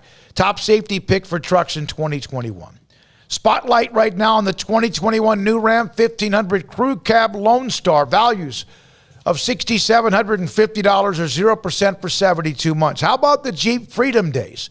The 2021 Cherokee Latitude Plus or the Lux for up to $5,000 in total value, 0% for 84 months. Also featuring the 2021 Jeep Grand Cherokee Laredo, $3,750 in total values or 0% for 72 months. And the Chrysler Pacifica, the 2021 Hybrid Limited, total values of $6,000 off or 0% for 72 months. Alan Samuels, Dodge, Chrysler, Jeep, Ram, Fiat, an academic all-star sponsor. They, of course, have had a big impact as well in that program we started 11 years ago that we honored everyone last Wednesday. It's Alan Samuels, Dodge, Chrysler, Jeep, Ram, Fiat, Loop 340 east of 84 in Waco. At Baylor University, students can shine in their own way. Or should we say their own ways? Because there's no limit to the ways Baylor students make the world a brighter place. Whether they're leading a student organization or following a higher calling, getting advice from faculty, or taking part in world-class research, pursuing their dreams, or working toward their dream job, students find their place to shine at Baylor, where lights shine bright. Don Humidor, your home with a 48-foot walk-in humidor with the elite cigar brands from around the world, including the #1 cigar of the year, Aging Room Cuatro Nicaragua. Plus, they have the great brands like Macanudo and Artur Fuente, Rocky Patel, Aston, and so much more. CBD, great for sore muscles, aches and pains, sleep, Vita Dreams, and anxiety, mild depression, general health and wellness. Their staff very knowledgeable on the subject. If anyone is curious about CBD, ask Carol and Ashley. Don Humidor in the Townwood Shopping Center off Valley Mills in Waco. Riverbend Liquor and Wine has their easy-to-access drive-thru open and convenient and clean in-store location on the corner of Lakeshore Drive and North 19th Street in Waco. Riverbend Liquor has the best and most extensive variety of craft beer selections in Waco and Balcones whiskey, including single malt, pot still, baby blue, rye, brimstone, and the all-new lineage in stock. Riverbend Liquor and Wine, family-owned and operated, and a hidden gem in Waco on Lakeshore Drive and 19th Street. And find out more on Facebook and Instagram.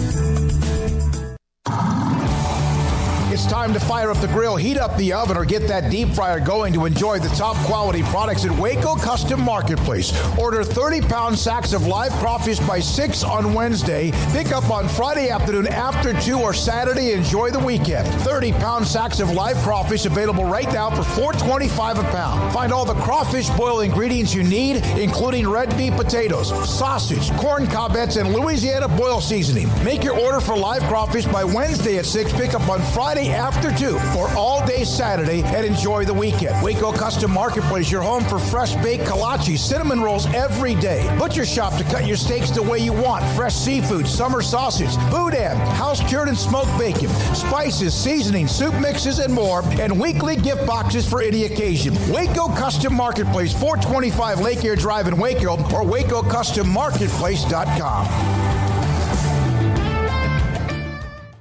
1, 2. I'm in love with a man named Rudy. I'm okay with that. He knows exactly what I want. He keeps me coming back. He cooks breakfast, lunch, and dinner for me. Does the dishes too. I'm in love with a man named Rudy. Last name Barbecue. It sure is easy to fall in love with Rudy's tasty oak smoked barbecue. Next in line. Southwest Sports Medicine and Orthopedics, the team physician of Baylor Athletics. Our doctors specialize in the diagnosis and treatment of any and all sports-related injuries. Celebrating over a decade of service in Central Texas, our doctors are equipped to handle a wide range of issues, whether it's your foot or ankle, orthopedic spine care, your hand or wrist, knee and shoulder pain, or if you're in need of our arthritis or total joint clinic. Come see us at the new Baylor Scott and White Ted and Sue Getterman Sports and Orthopedic Center. Trust the doctors at Baylor Trust, Southwest Sports Medicine and Orthopedics. Our goal is to get you back in the game.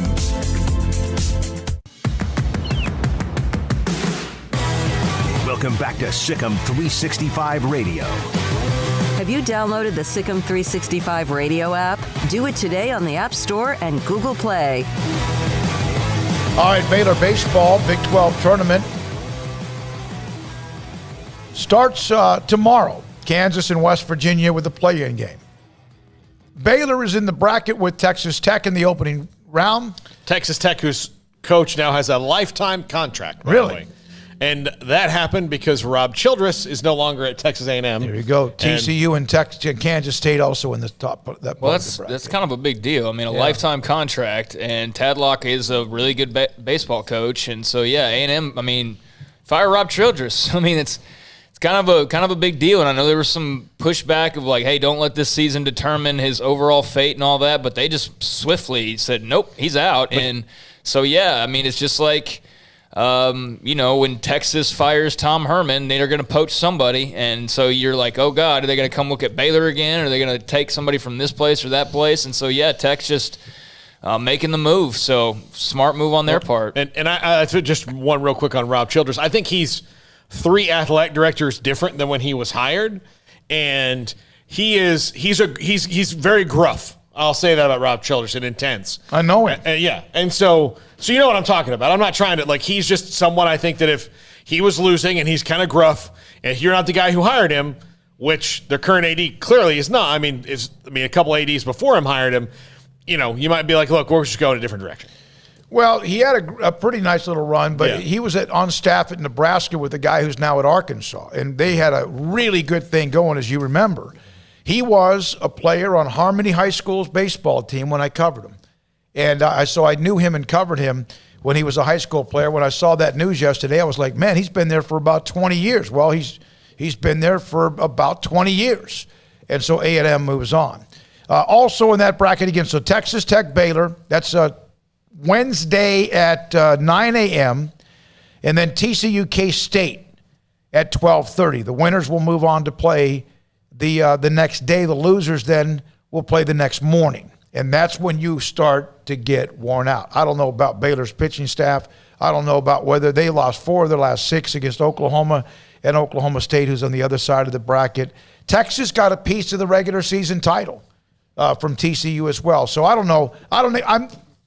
Good luck to Steve Rodriguez and all they do, but I don't expect them to get much done in Oklahoma City. But I still think it'd be great to win a game, to somehow win a game. And if it's against Texas Tech, my God, that would be huge. But I still think they're in the tournament, the NCAA tournament. What do you think? I do. I think they're in. I mean, I think they're in, but it'd be nice to go in with some actual momentum. I'm not expecting them to win this tournament, and I'm not quite frankly, expect them to beat Tech to start the tournament off. So we'll see what happens. Yeah, I think the thing you got to worry about is they're at best a 2 seed wherever they land, and they're probably a 3 seed right now. So where do you land as a 3 seed, and who do you have to beat in their place to get to the Super Regionals. All right, now, 6 of the biggest high school basketball powerhouses in the country, including Oak Hill Academy, Mount Verde Academy in Florida, IMG, La Lumiere in Indiana, which is where, what was his name? Was it, good gosh, I just went blank on who might have played there. Went to Sunrise Christian Academy. That's where another one of the Baylor players went. Kendall Brown. Kendall Brown. And then also a Wasatch Academy in Utah.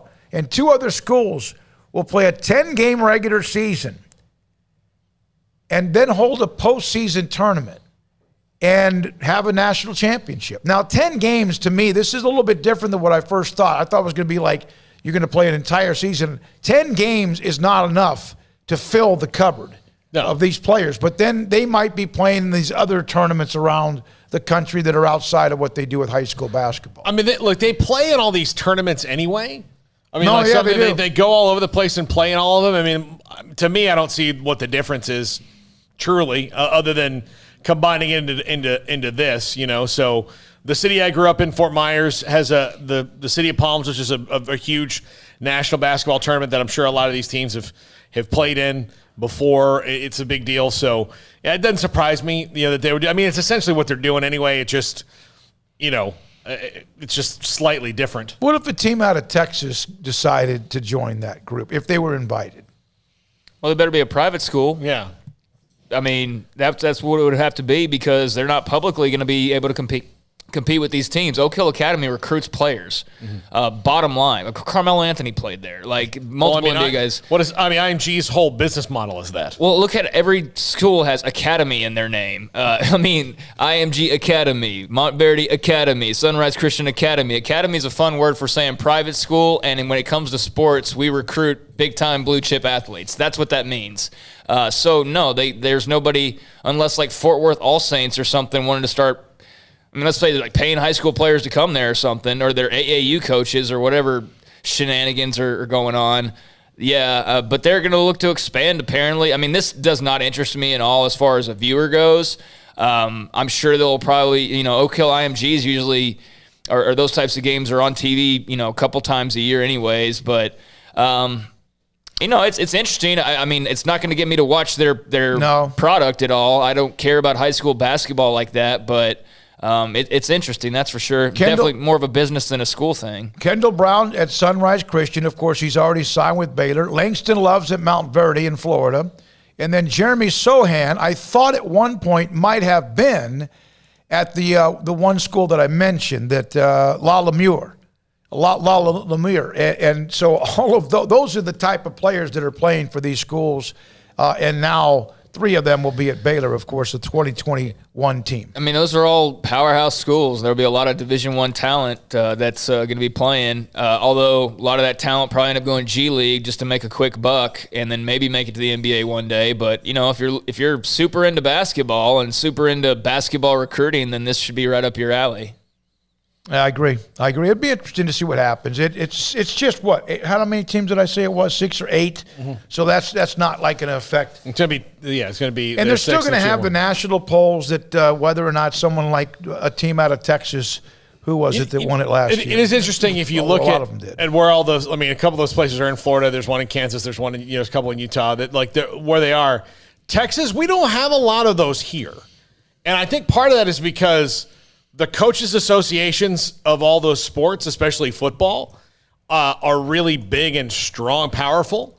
And to try to do that here, like you're better for IMG of being in Florida and going to Texas and getting a kid to move there as opposed to setting that thing up in, say, San Antonio and then trying to convince people to go there and not being blackballed ridiculously. Because, again, the FHSAA and the way things run in Florida, it's a complete circus. But in Texas with the UIL and the Coach Association, it would be really hard. I know people have tried to do it, but to be as big and like as IMG or Oak Hill or something like that, I just don't think you could. Here Oak Cliff Faith Family Academy. You're starting, and there's a school that's up in is Waxahachie or somewhere that has kind of all of a sudden exploded onto the scene in the last 5 years. They beat Yates one year. Yeah, and that's what I think Deanna was kind of trying to do with Prime Prep. That's for sure what he was trying to do. But they're still under the umbrella. These schools are still under the umbrella of the UIL to at least, it seems, is try to contain them a little bit. Yeah, but I'm just saying, it's hard. And maybe I'm wrong, but I think it's hard in Texas because there's a lot of things you'd have to do, and a lot of people have to get to turn against what they've been doing their whole life. And Paul, it would ruin the entire foundation of the entire thing. Like, how can you be a big fan of California high school sports when you know it's just a bunch of academies poaching all the best players from around California? Yeah. You know, it's like when they wrote that book on De La Salle, 20 years ago, there was a book on De La Salle High School or Academy Prep or whatever the hell it is. And it was like their football program was just like this legendary program or whatever. And then you start to read it like I did because, hey, I'm a young kid, and I'm like, oh, a team from California. I'm interested to learn. And it's like, well, it's like a full-blown professional team, basically. I mean, they bring in kids from all over. And so California's the Wild West. Florida's the Wild West. And I'm glad in Texas that we've been at least able to eliminate that to a large extent, although there have been the Deion Sanders and those who have tried to do that. But, there's still people trying. Let's get homeschool kids to play for whatever team they want to, basically. And let's add this private school to the public ranks, even though there's still going to be a private, there's been people trying to finagle their way into kind of getting in that direction. But thankfully, the UIL and the coaches associations are very strong because I would hate to see, sports ruined in this state by a bunch of just academies gobbling up all the talent, and I hate to see that in California and Florida, but that's just kind of the way of life there. And up in the Northeast, I mean, every big time blue chip basketball player, look where they come from when they play in like Philadelphia or New York. It's always like something Catholic or something academy. I mean, that's all the rage in basketball is those guys basically just going wherever. By the way, this is from today. Kendall Rogers does a great job. This just happened. Bubble team Baylor will be without starting pitchers Tyler Thomas, COVID protocols, and Blake Helton, minor arm injury. In this week's Big 12 tournament, third baseman Esteban Cordoza Oquendo is doubtful to play at Oklahoma City. Thomas and Helton would be back for what would be the NCAA regionals if they get to the tournament. So that you wonder if that plays a little bit into what the selection show will be like. Yeah, I think so. I mean, you don't have two starting pitchers. You need them in pool play and tournament play. You need that. So, yeah, that's not good news. All right, thanks for that. That's from Scotty B, our beat reporter from Amazing. He really is. NBA tonight, Heat and Milwaukee. Bucks up 1-0. Portland, Denver, Blazers up 1-0. Lakers lost their opening game to Phoenix. Brooklyn up 1-0 over Boston. That's tomorrow night. The Mavericks beat the Clippers in the game one, as we mentioned, with Mark Followell. And so they're up 1-0, play in L.A. tomorrow. It has been nice to see fans back. Oh, how about the PGA Championship? There were thousands of them. Yeah, that was something. It did make me have this really weird thought, and maybe these just don't connect at all, but I feel like the sports fan gets asked for everything, higher ticket prices, higher merchandise, higher this. Please come to the games, even though they give you every reason not to because they basically want to bankrupt you when you come. And then you watch a game like the NBA playoffs this past weekend, you realize fans make you guys. Fans make you. And it's blatantly obvious when you watch games. Games with versus without fans, two totally different worlds. And I don't think the fan gets applauded enough. They'll do their little commercial like, thanks to the fans, which is all just, garbage. They don't really, that's like they kind of have to almost do that.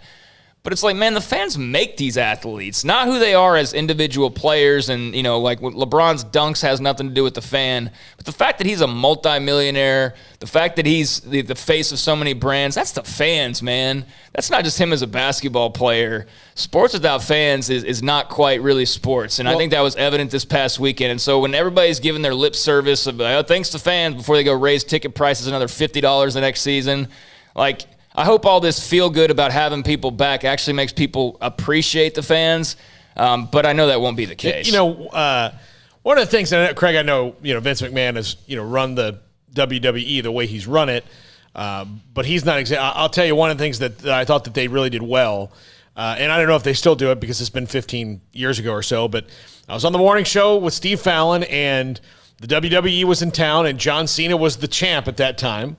And, now he's one of the biggest stars in the entire world. But John Cena came into our studio, did a 20-minute interview with us in the morning, the day of the show where he's got to go and do all that stuff. And then he sat in our studio and took pictures with about, I want to say 50 little kids that were wrestling fans. And wound up that like one of the kids had invited like 8 of his little friends too. And if that had happened with many athletes, many professional athletes, it would have been a thing. There would have been a thing. John Cena did not blink. John Cena, not only that, he said, I wish I would have known. I would have brought a couple more guys who are just, they're up this morning working out. I would have brought a couple more. This is what we do. And then he said, hey, mention that tonight if they come, the show starts at this time. If they have this kind of ticket, come at this time, and then I'll make sure that everybody who lines up in my line and Kurt Angle's line and all this stuff is going to get a picture with us. And I thought, man, that's really unbelievable. I don't know if an NFL player I can think of off the top of my head would necessarily do that. Well, and I know that they're paid differently. And John Cena is like the ultimate charitable dude. He's like I think the all-time record holder for the Make-A-Wish Foundation as far as the number of visits and things that he's done for Make-A-Wish. He's like done literally thousands over the years. He's like, I don't think anybody's done more than him. Maybe like one person, but yeah, I mean. And not to say all athletes are. I'm not trying to lump everybody in, but it D-heads, but it just be one of those things that Jason Witten is one of the first NFL players that I've seen that would probably do that same thing. Like Jason Witten would totally do it. I mean, he's that guy. I think a lot of athletes will. I think the majority actually do. I think we always. A lot of everything highlights how it's set up, but everything highlights. Even in our news, like the smallest minority. And everything, and then they paint the broad picture with the small sample size. So I think most athletes probably are really gracious, but it made me think like all these millionaires running around on the court complaining about like these small tiny things. And just like the fans being back, just made me realize, like, man, they make you guys. Like, without the fans, sports wouldn't even exist. All right, let's use this as an example. It's a perfect point. Do you think yesterday's Mickelson winning was a big deal?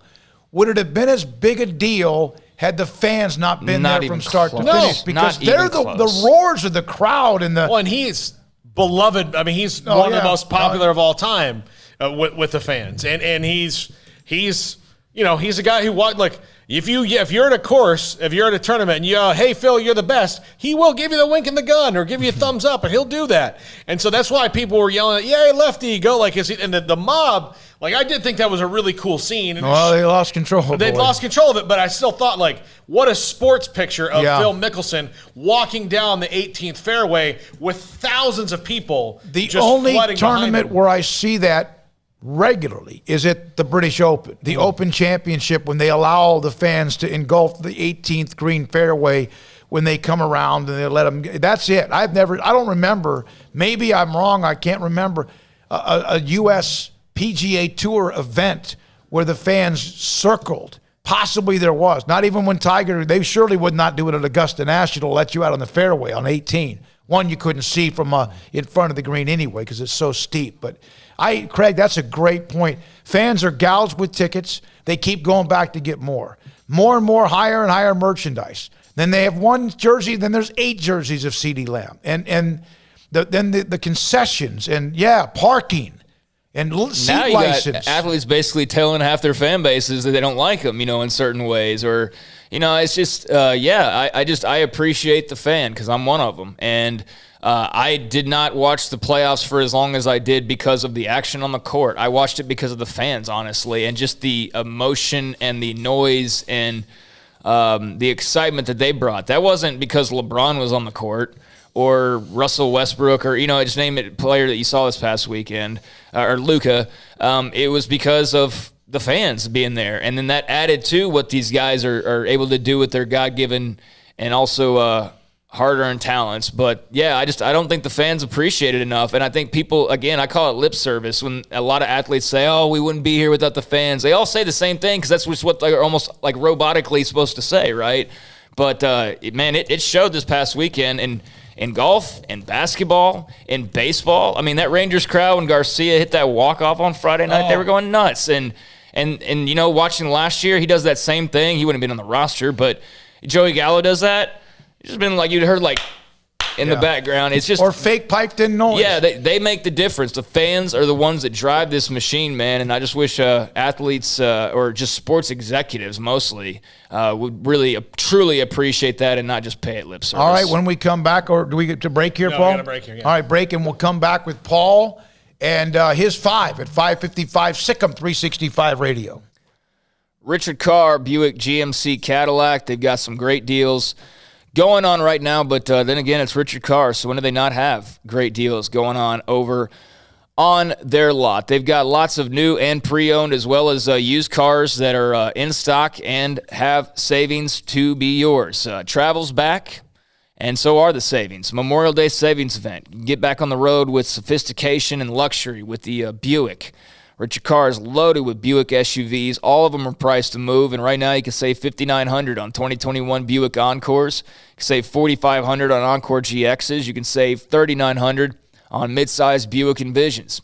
They've also got the Buick Enclave, the perfect family travel vehicle with space, luxury, and affordability. 3 rows of first-class seating plus a smooth, quiet ride.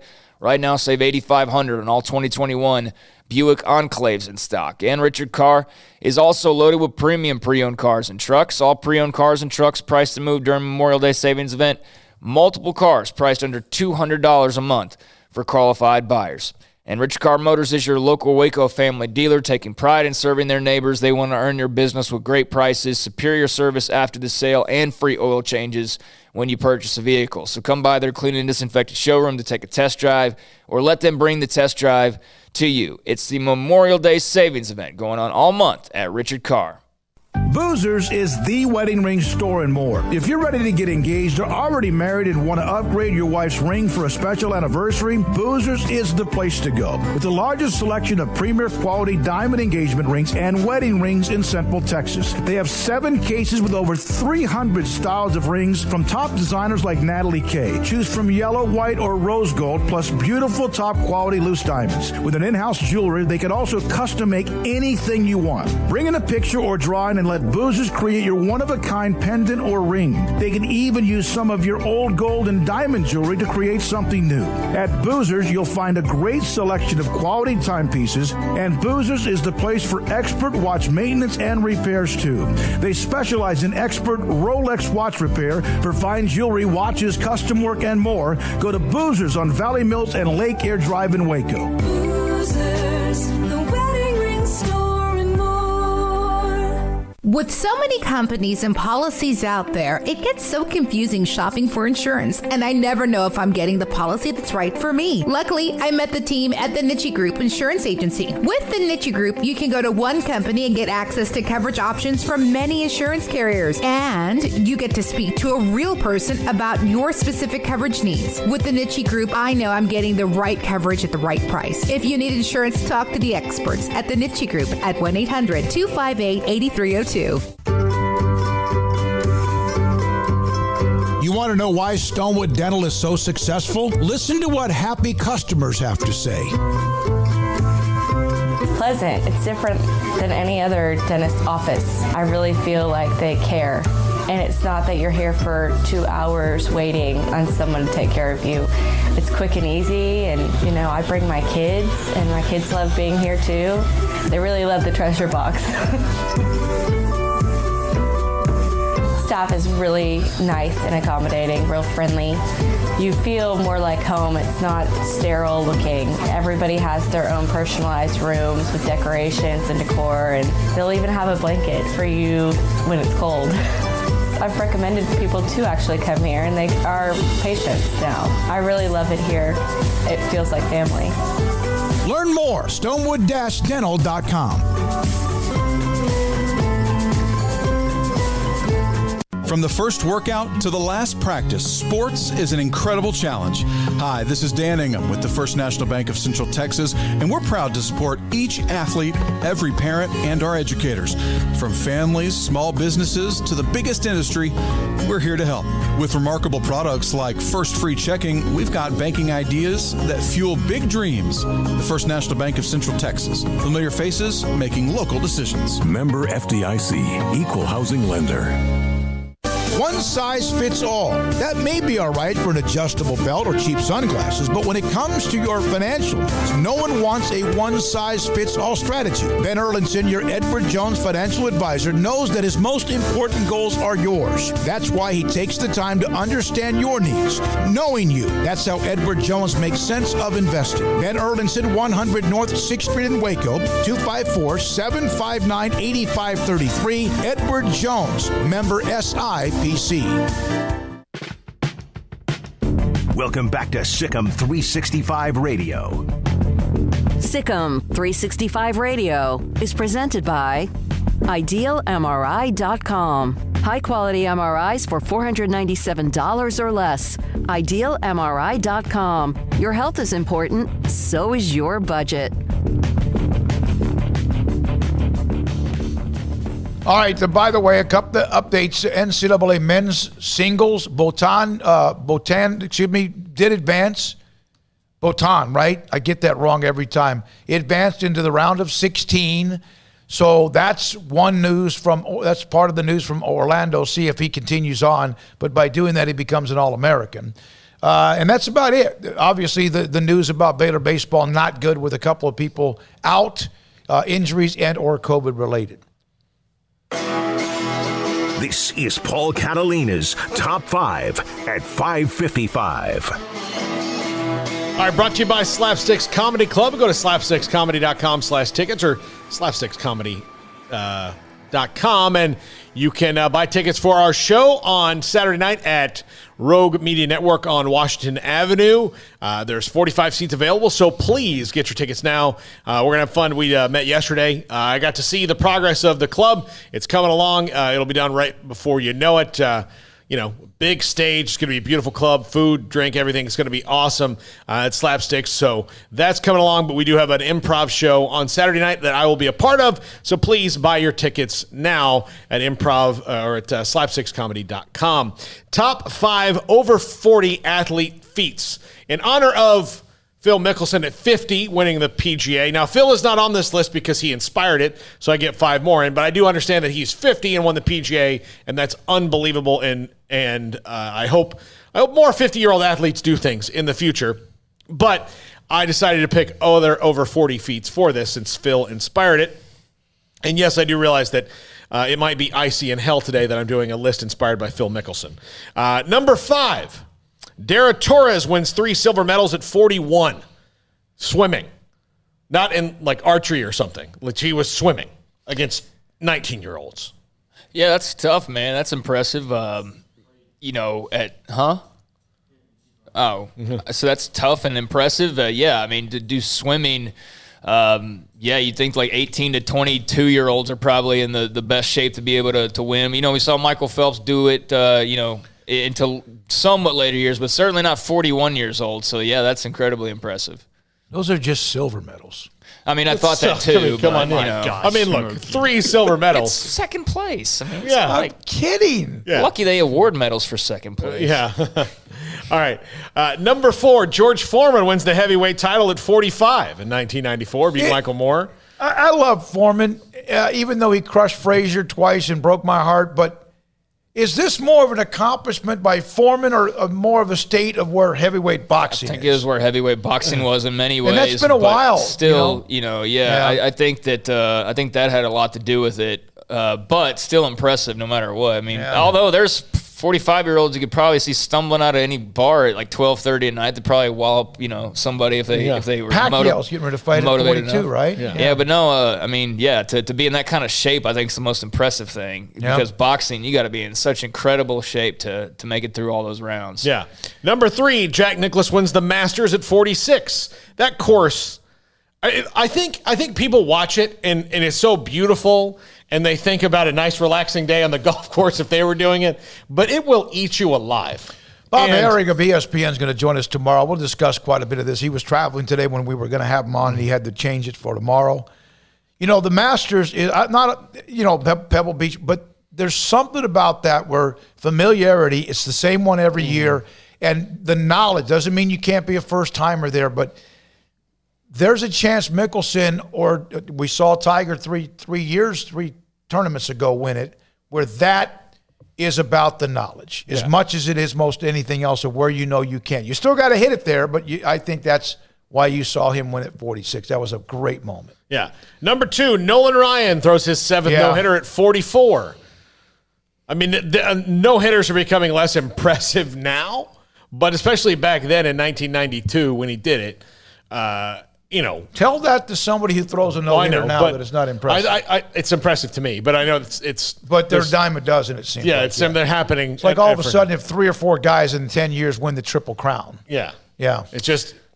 I remember that one, though, vaguely. I remember my parents waking me up late at night. It was probably like 9:30, actually. But for me, it was late at night to watch, like, the final, inning. And I remember him striking out Ricky Henderson and all that stuff. That was the 6th. The 7th was Alomar. Right? Okay, so then I guess that was the 6th one that I'm remembering. Yeah. But, anyways, the 7th one, I do know that I knew somebody who was at that game, like a classmate of mine at the time was at that game. But, that's incredibly impressive. I mean, to have 7 of those things and to still be throwing them in your mid-40s is ridiculous. I think my do you know who brother-in-law, the Terry and Terry Jolly and their kids were on a vacation to visit all the Jollies up in Plano. And on the way back, they decided to go to a ball. You remember this, Craig? And they went to like Kenny Rogers' perfect game. Yeah. Just randomly went to a game. Butch Henry was the last baseball game he went to. Yeah. Do you know who has the second most no-hitters by any chance? Koufax? Koufax. Is it 4, right? He has 4. Yeah. Yep. And then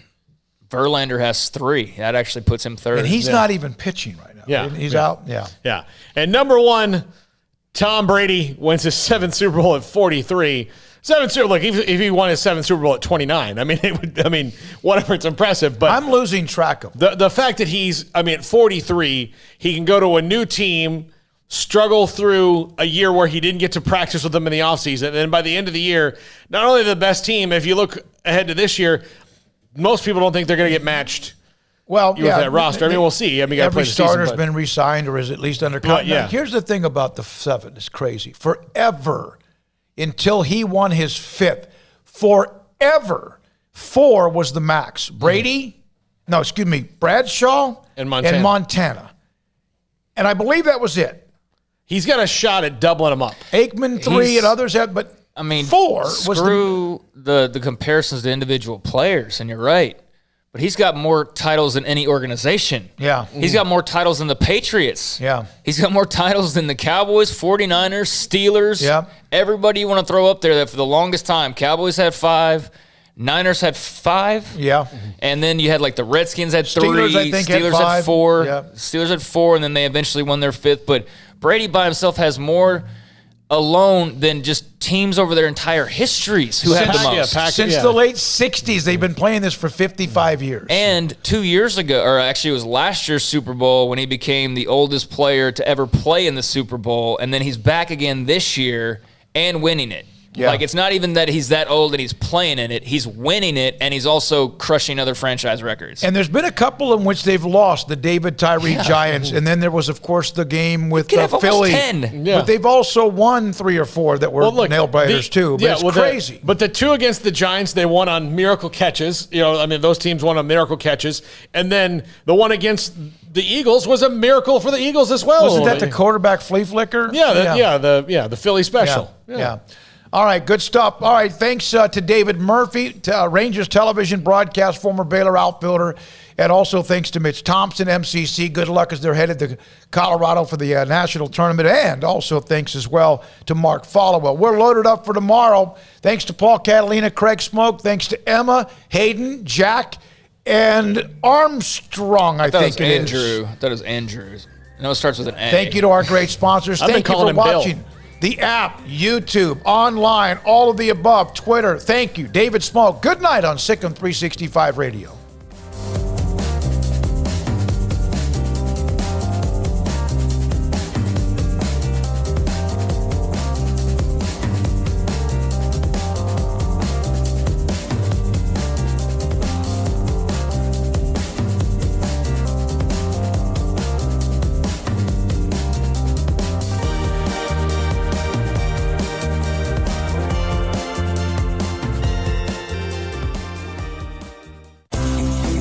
Ideal MRI is a small family business right here in Central Texas. We're open to support you while lowering the cost of healthcare bills. When you need an MRI, ask your doctor for an Ideal MRI. Visit us at idealmri.com or call us at 833-IDEAL-MRI.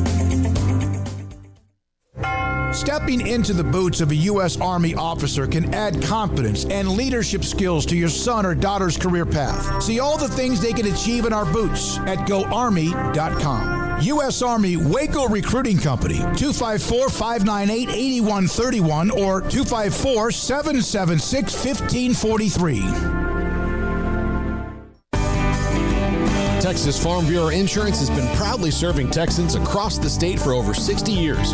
Call 254-772-8090 to find an agent who will provide a free review of your auto, home, and life coverage.